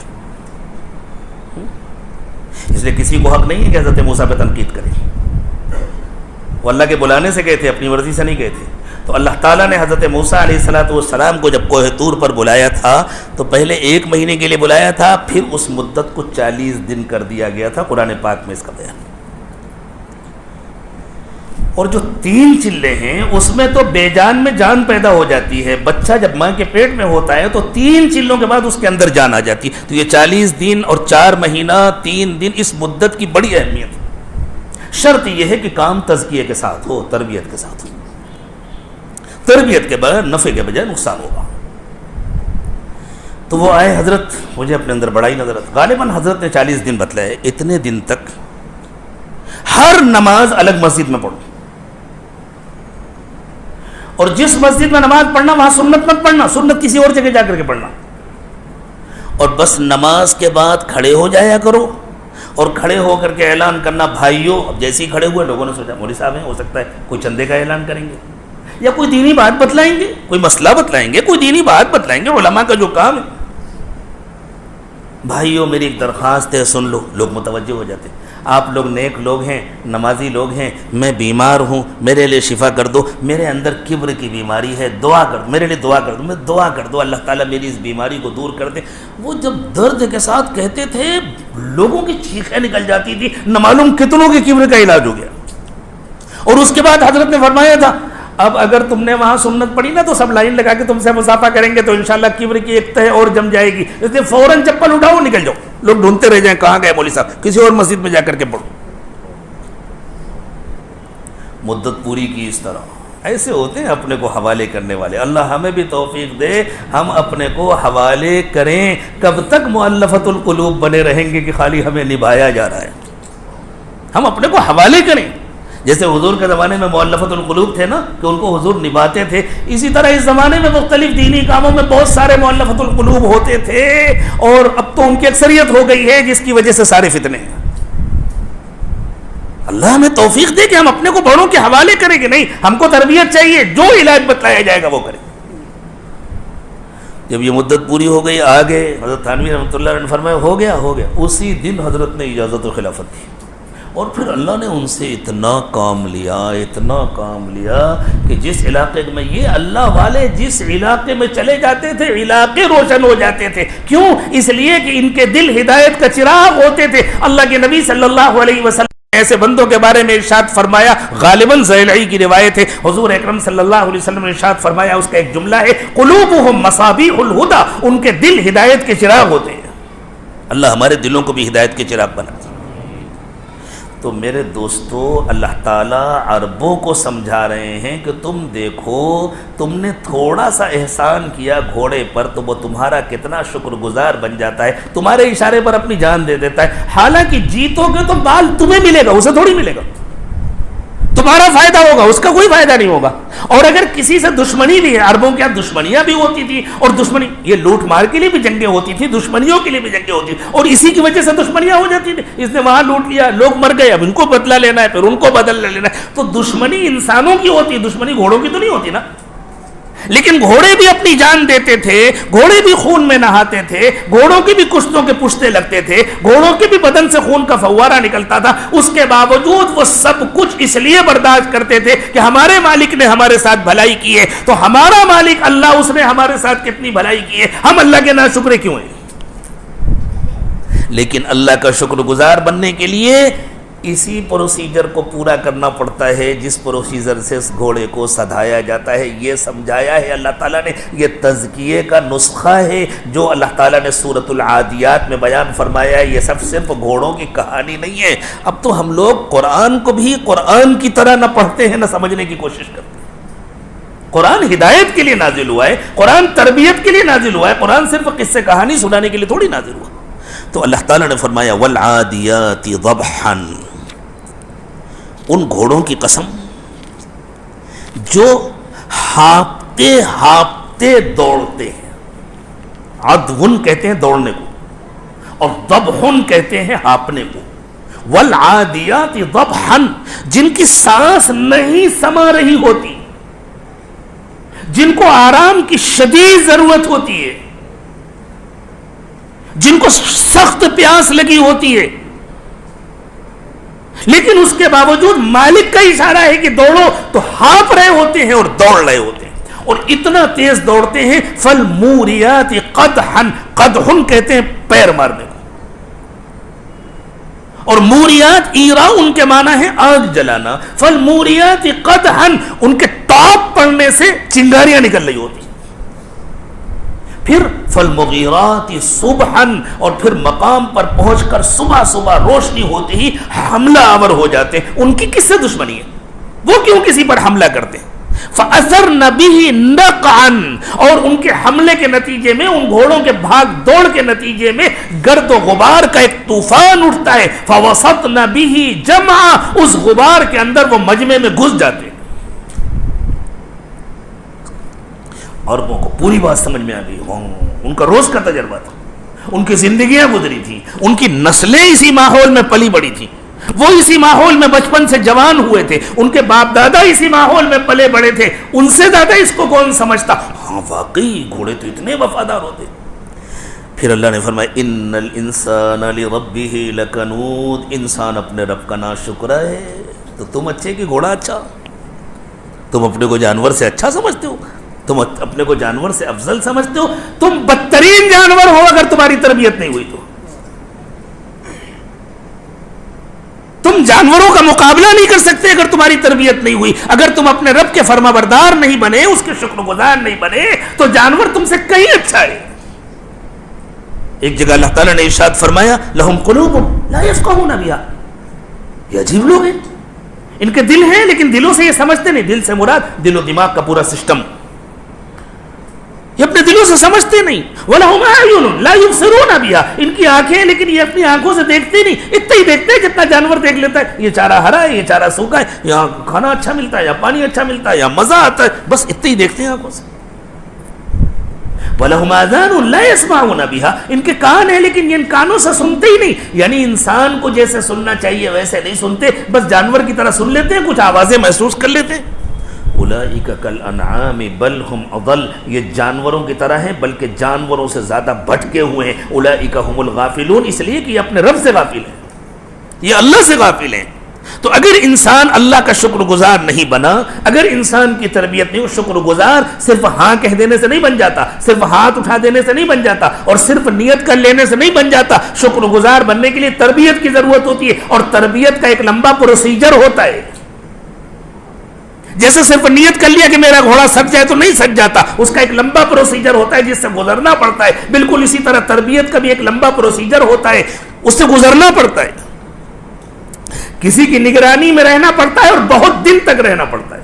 اپنے کو مکمل حوالے کرنا ہوتا ہے. جب بندہ اپنے کو مکمل کسی بڑے کے حوالے کرتا ہے تب جا کر وہ اپنے آپ کو اللہ اور اس کے رسول کے حوالے کر پاتا ہے. اور اسلام نام ہے اپنے کو اللہ کے حوالے کرنے کا. اور جب تک بندہ اپنے کو اللہ کے مکمل حوالے نہیں کرتا اس وقت تک اس کو کسی عمل کا کوئی اجر نہیں ملتا. اللہ کے اس کا اکاؤنٹ ہی نہیں کھلتا. بلا من اسلم وجهه للہ وهو محسن، ہاں سنو، جس نے کامل اخلاص کے ساتھ اپنے آپ کو اللہ کے سپرد کر دیا فلہ اجرہ عند ربہ، تو اس کے لیے اس کے رب کے پاس اجر ہے. یہ فا تعقیب کا ہے، علماء نوٹ کریں. تعقیب کا مطلب یہ ہوتا ہے پہلا کام ہونے کے بعد دوسرا کام ہوتا ہے. جب اسلام کا عمل مکمل ہو گیا، یعنی جب اس نے اپنی ذات کو مکمل اللہ کے حوالے کر دیا، تب جا کر اس کا اللہ کا اکاؤنٹ کھلتا ہے، تب جا کر اس کو اجر ملتا ہے. اس سے پہلے کچھ نہیں ملتا. یہ کیسے اپنے کو حوالے کرتا ہے؟ اللہ تو نظر نہیں آتے، اللہ کے رسول بھی سامنے موجود نہیں ہے، وہ نظر نہیں آتے، تو کیسے حوالے کرے گا؟ اگر ڈائریکٹ کہے میں نے اپنے کو اللہ کے حوالے کیا اپنی مرضی سے اور اللہ کے رسول کے حوالے کیا، تو وہ تو اپنے آپ کو اپنے نفس کے حوالے کرے گا. نفس کے فتنوں سے بچنے کے لیے ضروری ہے کہ اس کا کوئی زندہ مربی ہو، اس کا کوئی زندہ شیخ ہو، وہ اپنے کو اس کے حوالے کرے، وہ اس کو روکے ٹوکے نصیحت کرے ہدایت دے، اور اس کو اچھا لگے یا برا لگے، خوشی ہو یا ناگواری ہو، وہ اس کو مانے. سرا میں ذرا میں مکارے میں ہر موقع پر اس کی بات مانے، تب جا کر اسے حوالے کرنا آتا ہے، پھر جا کر وہ مکمل اللہ کے حوالے ہوتا ہے. تو اللہ فرمانے انسانوں تم خود فیصلہ کر لو کہ اگر تمہاری تربیت نہیں ہوئی، تم اللہ کے شکر گزار نہیں بنے، تو تم اچھے ہو یا جانور اچھا ہے. تمہیں گھوڑے کی پیٹھ پر بیٹھنے کا حق ہے یا گھوڑے کو تمہاری پیٹھ پر بیٹھنا چاہیے؟ ان الانسان لربہ لکنود، انسان اپنے رب کا ناشکر ہے۔ دیکھو تمہارا گھوڑا کتنا شکر گزار ہے۔ وَإِنَّهُ عَلَى ذَلِكَ لَشَهِيدٌ، اور ہر ایک اس کا اعتراف کرے گا، کوئی انکار نہیں کر سکتا۔ ہاں واقعی، ہاں ہوتی تو ہے ہم سے یہ غلطی۔ کیوں ہوتی ہے بھائی؟ کوشش تو کرو اس کو دور کرنے کی۔ ہر آدمی مانتا ہے، کم از کم ہر ایمان والا مانتا ہے ہاں ٹھیک ہے میں چاہتا تو ہوں اچھا بن جاؤں لیکن بن نہیں پا رہا۔ تو کیا اچھا بننا ناممکن ہے؟ اگر اچھا بننا ناممکن ہوتا تو صحابہ کرام اچھے نہ بنے ہوتے، اگر اچھا بننا ناممکن ہوتا تو ہر زمانے میں اولیاء کرام اچھے نہ بنے ہوتے، اور اگر اچھا بننا ناممکن ہوتا تو اللہ اچھے بننے کا مطالبہ نہیں کرتے، اللہ کسی ناممکن عمل کا مطالبہ نہیں کرتے۔ لا یکلف اللہ نفسا الا وسعها۔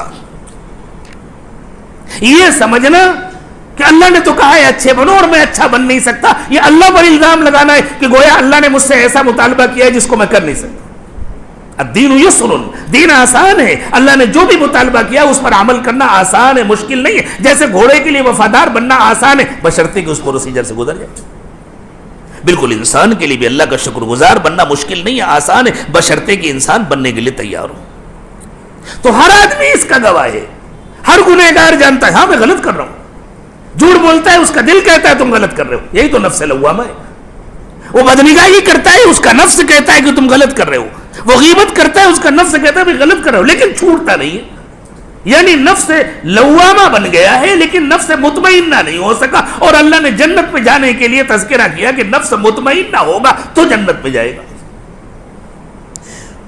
وَإِنَّهُ لِحُبِّ الْخَيْرِ لَشَدِيدٌ، اصل میں ساری برائی کی جڑ دنیا کی محبت ہے، دنیا کی محبت، جس کو اللہ نے خیر کہا۔ دنیا بہت خیر ہے، اللہ کی نعمتوں میں بہت خیر ہے، مال دولت اولاد یہ سب اللہ کی نعمتیں ہیں، لیکن شرط یہ ہے کہ یہ سب دل کے باہر ہو، دل کے اندر اللہ کی محبت ہو، اور ان سب کا استعمال اللہ کے حکم کے مطابق ہو، اللہ کی مرضی کے مطابق ہو۔ اللہ کے نبی صلی اللہ علیہ وسلم اللہ کی نعمتیں چھیننے کے لیے نہیں آئے، اللہ کی نعمتوں سے روکنے کے لیے نہیں آئے۔ حضور نے جو نہیں کہا کھانا بند، پانی بند، بیوی سے ملاقات بند، گھر چھوڑ دو، ہمیشہ کے لیے نکل جاؤ، جنگل میں چلے جاؤ، نہیں نہیں، یہ رہبانیت ہے جس کو کچھ لوگوں نے اپنا لیا تھا اور وہ اس کا حق نہیں ادا کر سکے۔ نبی اکرم صلی اللہ علیہ وسلم نے ارشاد فرمایا لا رہبانیت فی الاسلام، اسلام میں رہبانیت نہیں ہے، تمہیں کھانا بھی ہے، پینا بھی ہے، گھر میں بھی رہنا ہے، بال بچوں کے ساتھ بھی رہنا ہے، لیکن اس طرح رہنا ہے کہ ان میں سے کسی کی محبت تمہارے دل میں غالب نہ ہونے پائے، ان میں سے کسی چیز کی محبت تم سے اللہ کی نافرمانی نہ کرانے پائے، اللہ کی محبت اتنی غالب ہو کہ ان میں سے ہر چیز کا استعمال اللہ کے حکم کے مطابق ہو، اللہ کی مرضی کے مطابق۔ یہاں کیا مصیبت ہے، دل کے اندر دنیا گھس گئی ہے، زندگی کی محبت آ گئی۔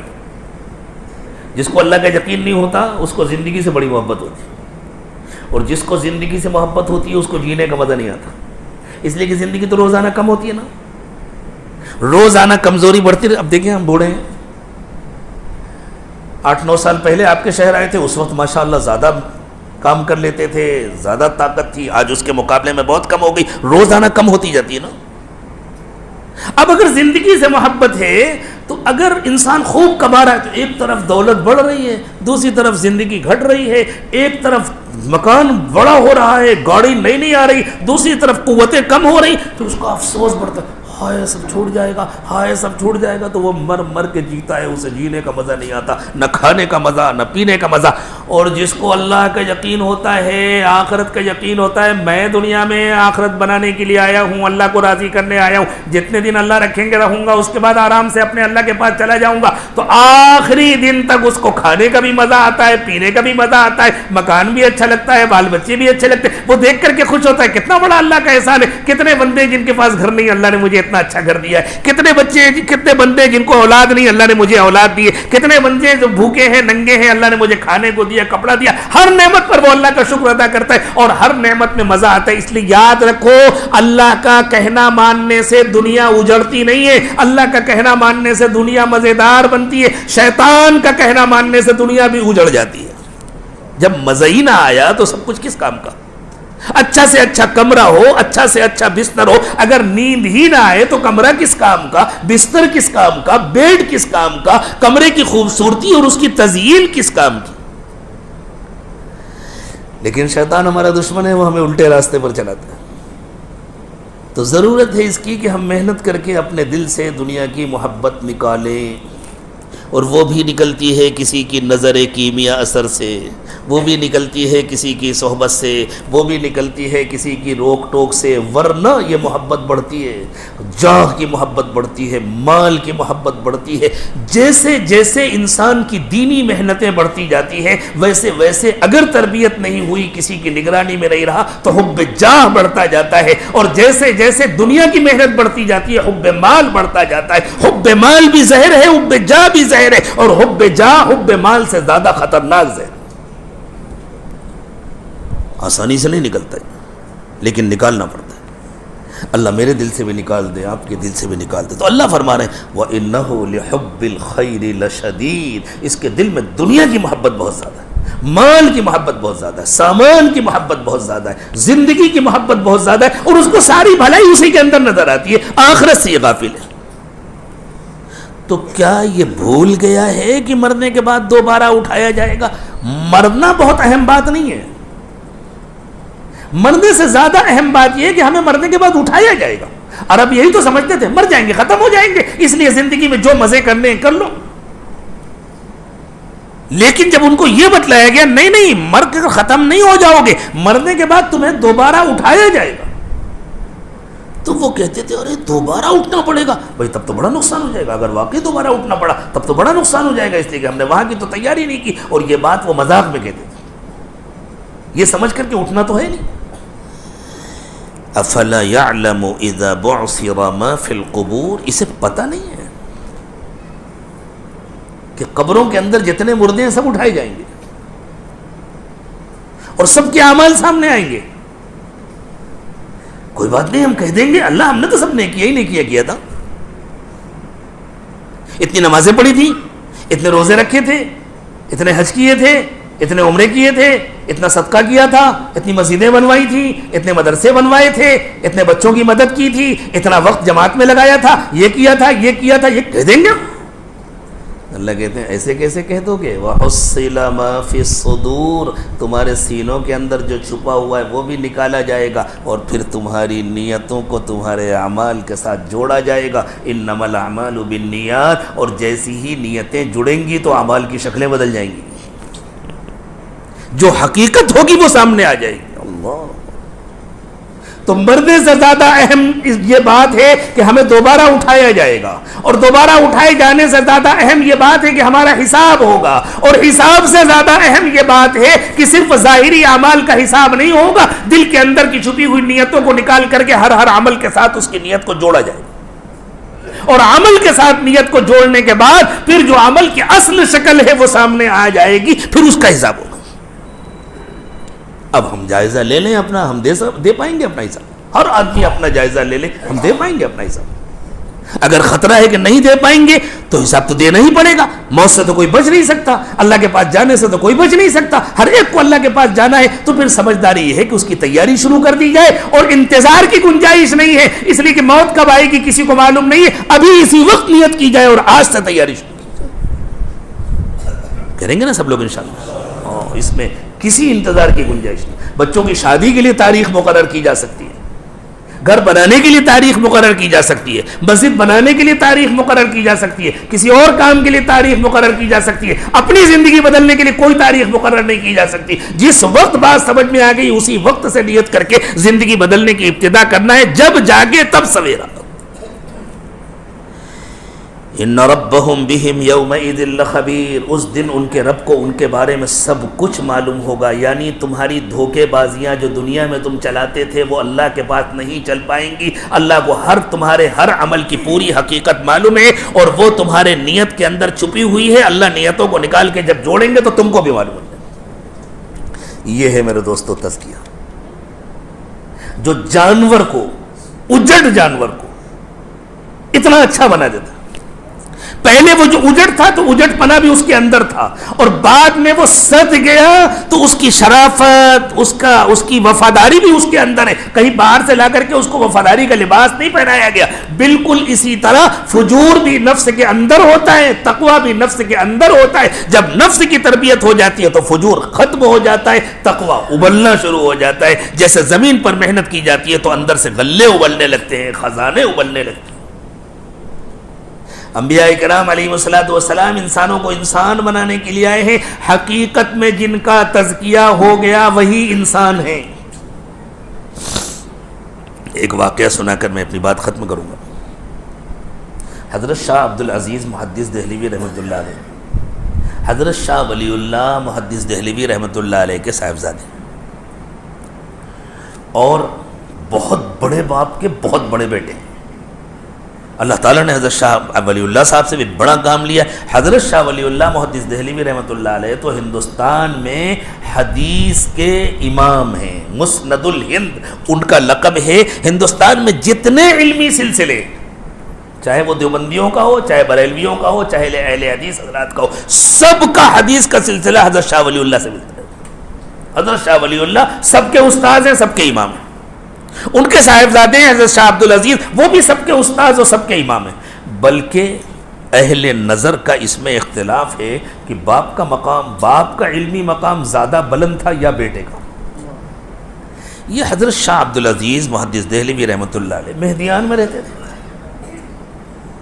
جمعے کی نماز پڑھنے کے لیے جامع مسجد تشریف لاتے تھے، دہلی کی جامع مسجد. باقی نمازیں وہ اپنے یہاں قریب کی مسجد میں پڑھتے تھے. تو لوگ لائن لگا کر کھڑے ہو جاتے تھے کہ شاہ صاحب کی زیارت کر لیں. اخیر عمر میں حضرت شاہ صاحب نے یہ کیا کہ جب وہ تشریف لاتے تو اپنے خادم کے کندھے پر ہاتھ رکھتے اور چہرے پر آگے جو رومال ڈال لیتے تو کسی کو چہرہ نہیں نظر آتا. لوگ مایوس ہونے لگے. لوگوں نے ان کے خادم سے کہا کہ حضرت سے درخواست کریں، ہم تو حضرت کو روکتے بھی نہیں، ہم تو حضرت سے مصافحہ بھی نہیں کرتے، کم از کم جمعے کے دن ہم حضرت کا چہرہ دیکھ لیتے تھے، ہمارا دل روشن ہو جاتا تھا. اور واقعی اللہ والوں کا چہرہ دیکھنے سے بھی فائدہ ہوتا. الذین اذا رؤوا ذکر اللہ، اللہ کے نبی صلی اللہ علیہ وسلم نے فرمایا اللہ والے وہ ہیں کہ جن کو دیکھ کر اللہ کی یاد آتی ہے. تو کم از کم حضرت اپنا چہرہ تو دکھا دیا کریں. خادم نے عرض کیا حضرت لوگ یہ کہہ رہے ہیں. حضرت نے سنی انصری کر. پھر لوگوں نے کہا، ایک دن جمعے کا دن تھا، غالباً نماز پڑھ کے واپس جا رہے تھے. خادم نے کہا حضرت آپ کا کیا نقصان ہے، کھول دیجئے چہرہ. حضرت نے اپنا رومال اٹھایا اور خادم کے سر پہ ڈال دیا. اپنا چہرہ کھولا اور اپنا رومال اٹھا کر خادم کے سر پہ ڈالا تو وہ خادم بے ہوش ہو کے گر گئے. ان کو اٹھایا گیا، پانی کا چھیٹا دیا گیا، لوگ لے گئے. بعد میں کسی نے پوچھا بھائی کیا ہو گیا تھا آپ کو؟ کہنے لگے اتنا بڑا انسانوں کا مجمع تھا، جیسی حضرت نے اپنا رومال میرے سر پر ڈالا تو اس پورے مجمع میں اکا دکا کہیں انسان تھے، باقی سب جانور تھے. عالم مثال میں جیسا عمل ہوتا ہے ویسی شکل ہوتی ہے. جو ہر ایک کو تکلیف پہنچاتا رہتا ہے اس کی شکل سانپ یا بچھو جیسی ہوتی ہے. جو زبردستی ہر ایک سے لڑتا بھڑتا رہتا ہے اس کی شکل کتے جیسی ہوتی ہے. جس کو سوائے کھانے کے اور کوئی کام نہیں ہے اس کی شکل بڑے بڑے پیٹ والے موٹے تازے جانوروں جیسی ہوتی ہے. جیسے اعمال ویسی شکل. تو جیسے جیسے اعمال تھے لوگوں کے ویسی شکلیں نظر آئی، سب جانور نظر آئے. میرے دوستو، انبیاء کرام علیہم الصلوۃ والسلام انسانوں کو انسان بنانے کے لیے تشریف لائے ہیں، ورنہ انسان نہیں ہوتے، جانور ہوتے ہیں. یہاں بظاہر انسان نظر آتے ہیں لیکن قیامت کے دن جب اعمال سامنے آئیں گے تب پتہ چلے گا کون کیا تھا. ابھی حج کا موقع ہے، ماشاءاللہ سب لوگ حج کرنے جائیں گے. کیا ہوتا ہے وہاں؟ غالباً حضرت عبداللہ ابن عباس کا یا عبداللہ ابن مسعود کا، مجھے اس وقت خیال آ رہا ہے کہ غالباً حضرت عبداللہ ابن عباس کا واقعہ. ان سے ان کے کسی خادم نے، کسی شاگرد نے کہا حضرت حاجیوں کی تعداد بہت بڑھ گئی ہے، حاجیوں کی تعداد بہت بڑھ گئی ہے. حضور کے بعد نئے نئے علاقے جب داخل ہونے لگے اسلام میں اور حج کے لیے بڑا مجمع آنے لگا، وہ بڑا مجمع بھی آج کے اعتبار سے تو چوتھائی بھی نہیں تھا، آج تو بہت بڑا مجمع ہوتا ہے. تو نبی اکرم صلی اللہ علیہ وسلم کے صحابی نے اس زمانے میں ارشاد فرمایا تھا، خیر القرون میں، صحابہ کا دور تو خیر القرون ہے، فرمایا تھا حاجیوں کی تعداد تو گھٹ گئی ہے، یہ کہو مجمع بڑھ گیا ہے۔ حاجیوں کی تعداد تو گھٹ گئی ہے، یہ کہو کہ مجمع بڑھ گیا ہے۔ حج تو اس کا ہوتا ہے جس کا تزکیہ ہوا، حج تو اس کا، عمرہ تو اس کا ہوتا ہے جس کا تزکیہ ہوا۔ اللہ اکبر۔ پھر ہمارے حج کا کیا ہوگا؟ پھر ہمارے عمروں کا کیا ہوگا؟ پھر ہمارے دینی اعمال کا کیا ہوگا؟ اللہ کرے میرا بھی تزکیہ ہو جائے، آپ کا بھی تزکیہ ہو جائے، اللہ کرے، یعنی اللہ کرے میں بھی انسان بن جاؤں۔ اسی لیے ہمارے بزرگ حضرت مرشد عالم رحمۃ اللہ علیہ فرمایا کرتے تھے، انسان ماں باپ کے پیٹ سے پیدا ہونا آسان ہے، انسان بن کر مرنا بہت مشکل ہے۔ جو بنتا ہے، جو بناتا ہے، وہی جانتا ہے کہ کتنا مشکل ہے۔ تو ہمیں اللہ نے انسانوں کے گھر میں پیدا کیا، ہمیں انسانوں کی شکل صورت دیکھ کر اللہ نے پیدا کیا، اور ہمیں اللہ نے انسان بننے کی صلاحیت دی ہے۔ انبیاء کرام علیہم الصلاۃ والسلام انسان نما جانوروں کو حقیقت میں انسان بنانے کے لیے تشریف لاتے تھے۔ اللہ کرے کہ ہم انسان نما جانور بن کر نہ بنے، نہ مرے، ہم حقیقت میں انسان بن کر مرے، اور جب ہماری موت کا وقت آئے تو ہمیں بھی یہ پیغام ملے، یا ایتھا النفس المطمئنہ ارجعی الی ربک راضیہ مرضیہ فادخلی فی عبادی وادخلی جنتی۔ چلو تم زندگی بھر اللہ سے خوش رہے، نفس مطمئنہ سے کہا جائے گا اب آ جاؤ، اللہ بھی تم سے خوش ہے، میرے نیک بندوں میں شامل ہو کر ہمیشہ کے لیے جنت میں چلو۔ تو یہ نفس کے تین مدارج، نفس امارہ، نفس لوامہ، نفس مطمئنہ۔ نفس لوامہ تو ہے ہمارا، گناہ کرتے ہیں احساس ہوتا ہے، کتنے ایسے ہیں بیچارے جو گناہ پہ گناہ کرتے ہیں ان کو احساس بھی نہیں ہوتا، وہ نفس امارہ والے۔ اللہ کرے ہمارا نفس مطمئنہ بن جائے، بیچ میں اٹکنے سے کام نہیں چلے گا جب تک کنارے نہ پہنچیں گے۔ جیسے ایک آدمی ندی میں تیر رہا ہے، ندی کی گہرائی 100 میٹر ہے، اس نے 90 میٹر پار کر لیا اور پھر ہاتھ پیر چھوڑ دیا، تب بھی ڈوبے گا؟ ارے بیچ میں نہیں ڈوبا، کنارے ڈوبے گا، کنارے پہنچنا ضروری ہے۔ اسی طرح میرے دوستو، نفس کا نفس لوامہ بن جانا کافی نہیں ہے، مطمئنہ بننا ضروری ہے۔ اس کی ابھی نیت کریں، اور آج تک جتنی اللہ کی نافرمانی ہوئی اس سے سچی پکی توبہ کریں۔ اللہ مجھے بھی سچی توبہ نصیب فرمائے، آپ کو بھی سچی توبہ نصیب فرمائے۔ ہم اسی نیت سے توبہ کے کلمات پڑھیں اور آگے اللہ کی مرضی کی زندگی گزارنے کی نیت کریں، اپنے کو کسی نہ کسی کے حوالے کریں۔ اگر کسی سے باقاعدہ بیعت اور اصلاح کا تعلق ہے تو اپنے کو مکمل اس کے حوالے کریں، اس کی اطاعت کریں، اس کو اپنے حالات بتلائیں۔ نہیں تعلق ہے تو استخارہ کریں اور اپنا کوئی شیخ منتخب کریں، اس لیے کہ یہ مشائخ رسول اکرم صلی اللہ علیہ وسلم کے نائب ہیں۔ جو کام حضور اکرم صلی اللہ علیہ وسلم کرتے تھے اب ان کے نائب کرتے، کسی نہ کسی کے ذریعے ہوگا، خود بخود نہیں ہوگا۔ خود بخود ہو جاتا تو اللہ قرآن کو کسی آسمان، کسی پہاڑ کی چوٹی پر اتار دیتے کہ فلاں جگہ قرآن رکھا ہوا ہے، جاؤ پڑھ لو، لائبریری میں رکھا ہے جاؤ پڑھ لو۔ ایسے نہیں ہوتا کام، کسی انسان کی ضرورت ہوتی ہے، کسی مربی کی ضرورت ہوتی ہے۔ اور جو سلسلہ عالیہ نقشبندیہ میں داخل ہونا چاہتے ہیں اور اس سلسلے میں اپنی تربیت کرانا چاہتے ہیں، وہ توبہ کے کلمات پڑھتے ہوئے ساتھ ساتھ بیعت کی بھی نیت کر سکتے ہیں۔ پڑھیں بسم اللہ الرحمن الرحیم، لا الہ الا اللہ محمد الرسول اللہ صلی اللہ علیہ وسلم، آمنت باللہ وملائکتہ وکتبہ ورسلہ والیوم الآخر والقدر خیرہ وشرہ من اللہ تعالی والبعث بعد الموت، آمنت باللہ کما ہوا باسمائہ وصفاتہ وقبلت جمیع احکامہ، اشہد ان لا الہ الا اللہ واشہد ان محمدا عبدہ ورسولہ، استغفر اللہ ربی من کل ذنب واتوب الیہ برحمتک یا ارحم الراحمین۔ اللہ تعالیٰ ہماری توبہ کو قبول فرمائے۔ دیکھیں اللہ کے نبی صلی اللہ علیہ وسلم سے ایک صحابی نے کہا حضور کوئی نصیحت کر دیجئے، مختصر نصیحت کیجئے جس پر میں عمل کر سکوں۔ تو حضور نے فرمایا صلی صلاۃ مودع، ہر نماز اس طرح پڑھا کرو کہ گویا آخری نماز ہے۔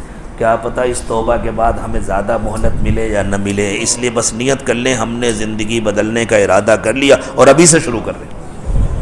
بسا اوقات بندہ کام نہیں کر پاتا لیکن اس کی نیت وہ کام کر جاتی ہے جو عمل کرنے سے نہیں ہو پاتا۔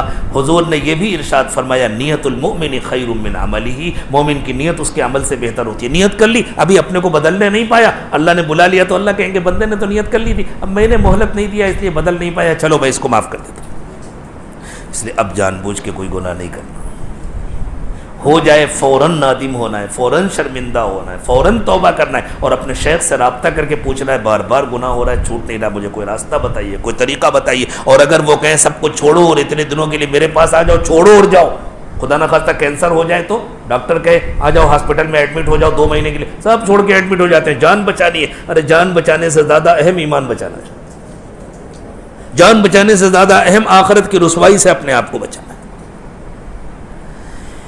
جن لوگوں نے بیعت کی نیت کی ہے وہ ذرا معمولات کو غور سے سن لیں،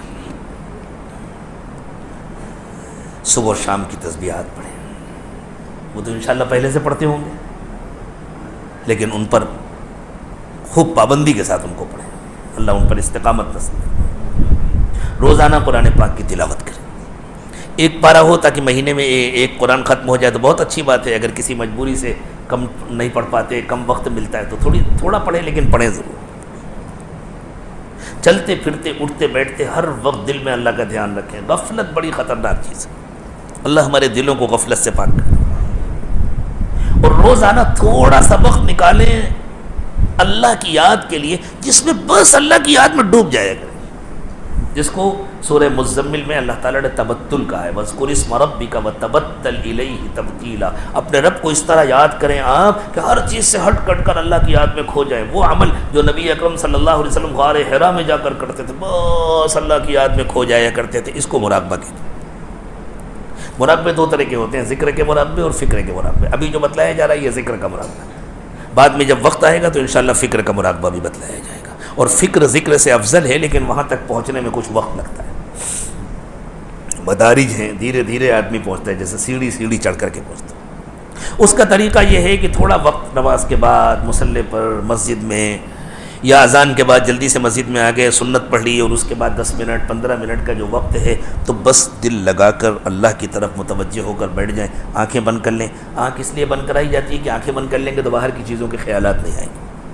سر کو جھکا کر پورا دھیان دل پر جمائیں اور دل کو اللہ کی طرف متوجہ کریں اور یہ نیت کریں کہ اللہ کی رحمت آ رہی ہے، میرے دل میں سما رہی ہے، میرے دل سے گناہوں کو دھو رہی ہے اور میرا دل کہہ رہا ہے اللہ اللہ اللہ۔ زبان سے اللہ اللہ نہیں کہنا، بس یہ نیت کرنا ہے کہ میرا دل اللہ اللہ کہہ رہا ہے، میں سن رہا ہوں۔ آپ یقین مانیں اگر آپ نے اس طرح پابندی سے کیا اور ساتھ میں تقوی کا اہتمام کیا اور اپنے کو گناہوں سے بچایا، بہت جلد انشاءاللہ وقت آئے گا کہ آپ ذرا دل کی طرف متوجہ ہوں گے اور آپ کو محسوس ہوگا کہ دل اللہ اللہ کہہ رہا ہے۔ پھر تو ایسا مزہ آتا ہے کہ اٹھنے کا دل نہیں چاہتا۔ پہلے شروع میں منٹوں بیٹھنا مشکل ہوتا ہے، پھر گھنٹوں کے بعد بھی اٹھنے کا دل نہیں چاہتا۔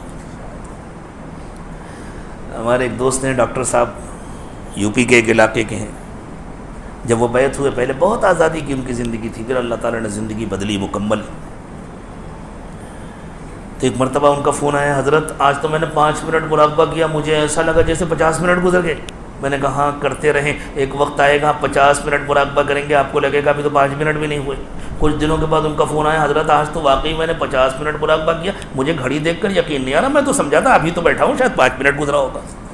اللہ کی یاد میں ایسی مزہ آتا ہے، جب اللہ کی یاد میں اتنا مزہ آنے لگتا ہے کہ پھر اللہ کے گھر سے اٹھنے کا دل نہیں چاہتا، تب قرآن پاک کی آیت کریمہ سمجھ میں آتی ہے کہ اللہ تعالیٰ نے صحابہ کرام سے فرمایا تھا فَإِذَا قُضِيَتِ الصَّلَاةُ فَانتَشِرُوا فِي الْأَرْضِ وَابْتَغُوا مِن فَضْلِ اللَّهِ۔ نماز ہو گئی تو اب باہر جاؤ، دنیا کے کام بھی ہیں وہ بھی کرو، کماؤ، کھیتی باڑی کرو، کاروبار کرو، ملازمت کرو، جب دوبارہ ہم بلائیں گے تب آ جانا۔ اور پھر وہاں رہتے ہوئے بھی دل مسجد میں اٹکا رہتا ہے۔ حضور نے فرمایا سبعۃ یظلھم اللہ تعالی فی ظل عرشہ یوم لا ظل الا ظل عرشہ، قیامت کے دن 7 لوگوں کو اللہ عرش کا سایہ نصیب فرمائیں گے جس دن عرش کے سوا کوئی سایہ نہ ہوگا۔ ان 7 میں سے ایک وہ شخص ہوگا قلبہ معلق بالمساجد، جس کا دل مسجدوں میں اٹکا رہتا ہے۔ یہاں تک پہنچے تو پہلے، پھر جب اٹھا کر بھیجا جاتا ہے جاؤ کام کرو تو وہ کام کرنا بھی عبادت بن جاتا ہے، اس لیے کہ اللہ کے حکم پر گئے۔ تو روزانہ تھوڑا سا وقت نکالیں، صبح شام دونوں وقت کم از کم 15-20 منٹ اس طرح پابندی سے مراقبہ کریں. جب دل لگنے لگے گا تو وقت خود بخود بڑھنے لگے گا، پھر تو گھنٹوں بیٹھیں گے پتہ نہیں چلے گا، اور جتنا بیٹھیں گے اتنا فائدہ ہوگا انشاءاللہ. اور مہینے میں ایک مرتبہ آپ کو اپنے شیخ کو اپنے حالات کی اطلاع کرنا ہے. اگر خانقاہ کی مجلس میں آ سکتے ہیں تو وہاں تشریف لائیں، ہر مہینے نہیں آ سکتے ہیں تو آپ مہینے میں ایک مرتبہ واٹس ایپ کے ذریعے اطلاع کریں. وہ معمولات کا کارڈ ہے، اس میں واٹس ایپ نمبر لکھا ہوا ہے، وہ دے دیا رہے گا آپ کو. بلکہ آپ حضرات اپنے نمبر بھی واٹس ایپ کے نوٹ کرا دیں تاکہ آپ کو واٹس ایپ گروپ جو خانقاہ کے ہیں ان سے جوڑ دیا جائے، تو جو بھی پروگرام ہو، جو بیانات ہو یا کہیں مجلس ہو تو آپ کو اس کی اطلاع مل سکے. کہیں قریب میں ہو آپ پہنچ سکے تو پہنچ سکتے ہیں، یا کم از کم آن لائن شرکت کر سکے تو اپنے گھر میں بیٹھ کر شرکت کرتے ہیں. ابھی دیکھیں یہاں بیان ہو رہا ہے، دنیا کے نہ معلوم کتنے ملکوں میں لوگ آن لائن شریک ہوں. جب بھی اپنے حالات لکھیں تو اپنا نام اور اپنے شہر کا نام ضرور لکھیں. گم نام خط لکھنا بڑی بد اخلاقی ہے. اس زمانے میں یہ بد اخلاقی بہت عام ہو گئی ہے. کچھ لکھتے ہیں اور نہ نام لکھتے ہیں نہ مقام لکھتے ہیں. تو جو نام نہیں لکھتا، جو مقام نہیں لکھتا، اس نے چاہے جتنی اہم بات کی لکھی ہو اس کے لیے دعا کی جاتی ہے لیکن جواب نہیں دیا جاتا، چاہے اس کو جتنی شکایت ہو. اور جواب اسی لیے نہیں دیا جاتا تاکہ اسے احساس ہو کہ مجھ سے کیا غلطی ہو رہی ہے. تو کسی کو بھی گمنام خط نہیں لکھنا چاہیے. جب بھی کسی کو خط لکھے تو اپنا نام لکھنا چاہیے، اپنا مقام لکھنا چاہیے. تھوڑی دیر مراقبہ کر لیں، آنکھیں بند کر لیں، سر کو جھکا لیں. دنیا اور دنیا میں جو کچھ بھی ہے اس سب سے ہٹ کٹ کر اللہ کی یاد میں کھو جائیں اور یہ نیت کریں کہ اللہ کی رحمت آ رہی ہے، میرے دل میں سما رہی ہے، میرے دل سے گناہوں کو دھو رہی ہے، اور میرا دل کہہ رہا ہے اللہ اللہ اللہ. زبان سے اللہ اللہ نہ کہیں، بس یہ نیت کریں کہ دل اللہ اللہ کہہ رہا ہے، میں سن رہا ہوں.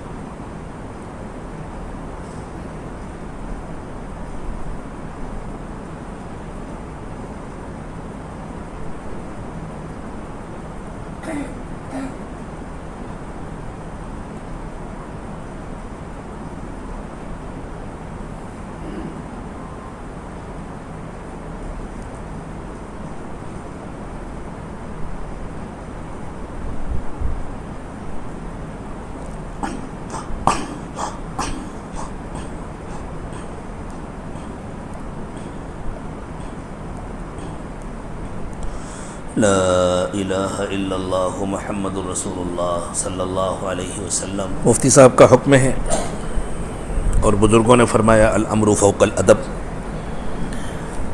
حکم پر عمل کرنا یہ ادب کا سب سے بڑا تقاضا ہے. دعا فرمانے سبحان ربی العلی الاعلی الوہاب اللہم صلی علی سیدنا محمد وعلى آل سيدنا محمد وبارك وسلم. ربنا ظلمنا أنفسنا وإن لم تغفر لنا وترحمنا لنكونن من الخاسرين. رب اغفر وارحم وأنت خير الراحمين. رب اغفر وارحم وتجاوز عما تعلم إنك أنت الأعز الأكرم. ربنا اغفر لنا ذنوبنا وكفر عنا سيئاتنا وتوفنا مع الأبرار. پروردگار عالم ہم آپ کے عاجز اور کمزور بندے ہیں. اللہ آپ نے ہمیں انسانی شکل صورت دے کر پیدا فرمایا ہے. اللہ ہمیں حقیقت میں انسان بنا دیجیے. اللہ جیسا انسان بنانے کے لیے نبی اکرم صلی اللہ علیہ وسلم تشریف لائے تھے، اللہ ہمیں بھی ایسا انسان بنا دیجیے. اللہ ہمیں صحابہ کرام والی صفات نصیب فرما دیجیے، صحابہ والی عفت اور پاک دامنی نصیب فرما دیجیے، صحابہ والی امانت اور دیانت نصیب فرما دیجیے، صحابہ والا صدق اور سچائی نصیب فرما دیجیے، صحابہ والا آخرت کا استحضار نصیب فرما دیجیے، صحابہ والی اپنی محبت اور اپنے نبی پاک صلی اللہ علیہ وسلم کی محبت نصیب فرما دیجیے. اللہ ہم زندگی کا بڑا حصہ گزار چکے ہیں، کچھ پتہ نہیں ہے کب زندگی کی شام ہو جائے۔ اللہ پچھلے گناہوں کو معاف فرما دیجئے، بچی ہوئی زندگی کو پچھلی زندگی کا کفارہ بنا دیجئے۔ اللہ آنے والے وقت کو پچھلے وقت سے بہتر بنا دیجئے۔ اللہ زمین اور آسمان کے بدلے بدلے تیور بتلا رہے ہیں کہ آپ ہم سے بہت ناراض ہیں، اور اللہ ہم نے آپ کو ناراض کرنے میں کوئی کسر بھی نہیں اٹھا رکھی۔ اللہ ہم اقراری مجرم ہیں، آپ کے دربار میں حاضر ہیں، اللہ ہمیں معاف فرما دیجئے، اللہ ہمیں معاف فرما دیجئے۔ اللہ ہماری وجہ سے دوسروں کو بھی سزا نہ دیجئے، اللہ ہمیں بھی اپنے عذاب سے، اپنی پکڑ سے اور اپنی سزا سے بچا دیجئے۔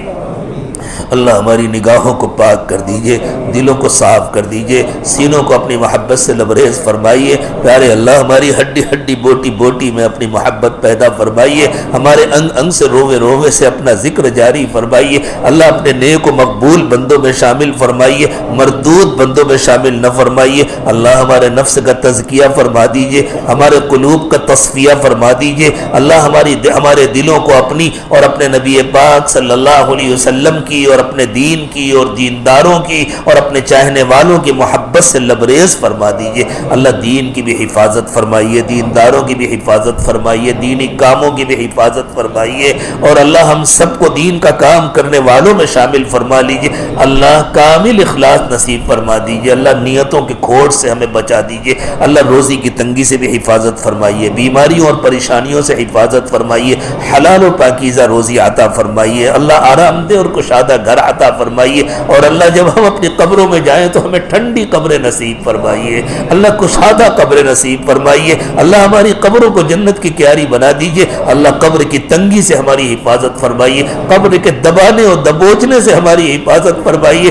اللہ اس پورے مجمع سے راضی ہو جائیے، اللہ اس پورے مجمع کے دلوں پر ایک محبت کی نظر ڈال دیں، اللہ ایک محبت کی نظر ڈال دیجئے۔ اللہ آپ کا کوئی نقصان نہیں ہوگا، ہمارا کام بن جائے گا، اللہ دلوں کا کھوڑ دور فرما دیجئے، اللہ نفاق سے ہماری حفاظت فرمائیے، بدنیتی سے ہماری حفاظت فرمائیے، ریا سے ہماری حفاظت فرمائیے، عجب اور کبر سے ہماری حفاظت فرمائیے، اللہ تمام رذائل سے پاک و صاف فرما دیجئے، تمام خصائل و فضائل نصیب فرمائیے، اللہ پوری امت کی حفاظت فرمائیے، دین کے تمام کاموں کی حفاظت فرمائیے، اللہ ہمارے تینوں حرموں کی حفاظت فرمائیے، اللہ تمام مدارس، تمام مساجد، تمام خانقاہیں اور دعوت و تبلیغ کے تمام مراکز کی حفاظت فرمائیے، اللہ کام کی بھی حفاظت فرمائیے، کام کرنے والوں کی بھی حفاظت فرمائیے، آپس میں جوڑ پیدا فرمائیے، آپس کے اختلاف اور انتشار سے محفوظ فرمائیے، اللہ سب کو قبول فرما لیجئے، سب کو اپنا بنا لیجئے، اللہ قیامت تک آنے والی ہماری نسلوں کو دین و ایمان پر استقامت نصیب فرمائیے،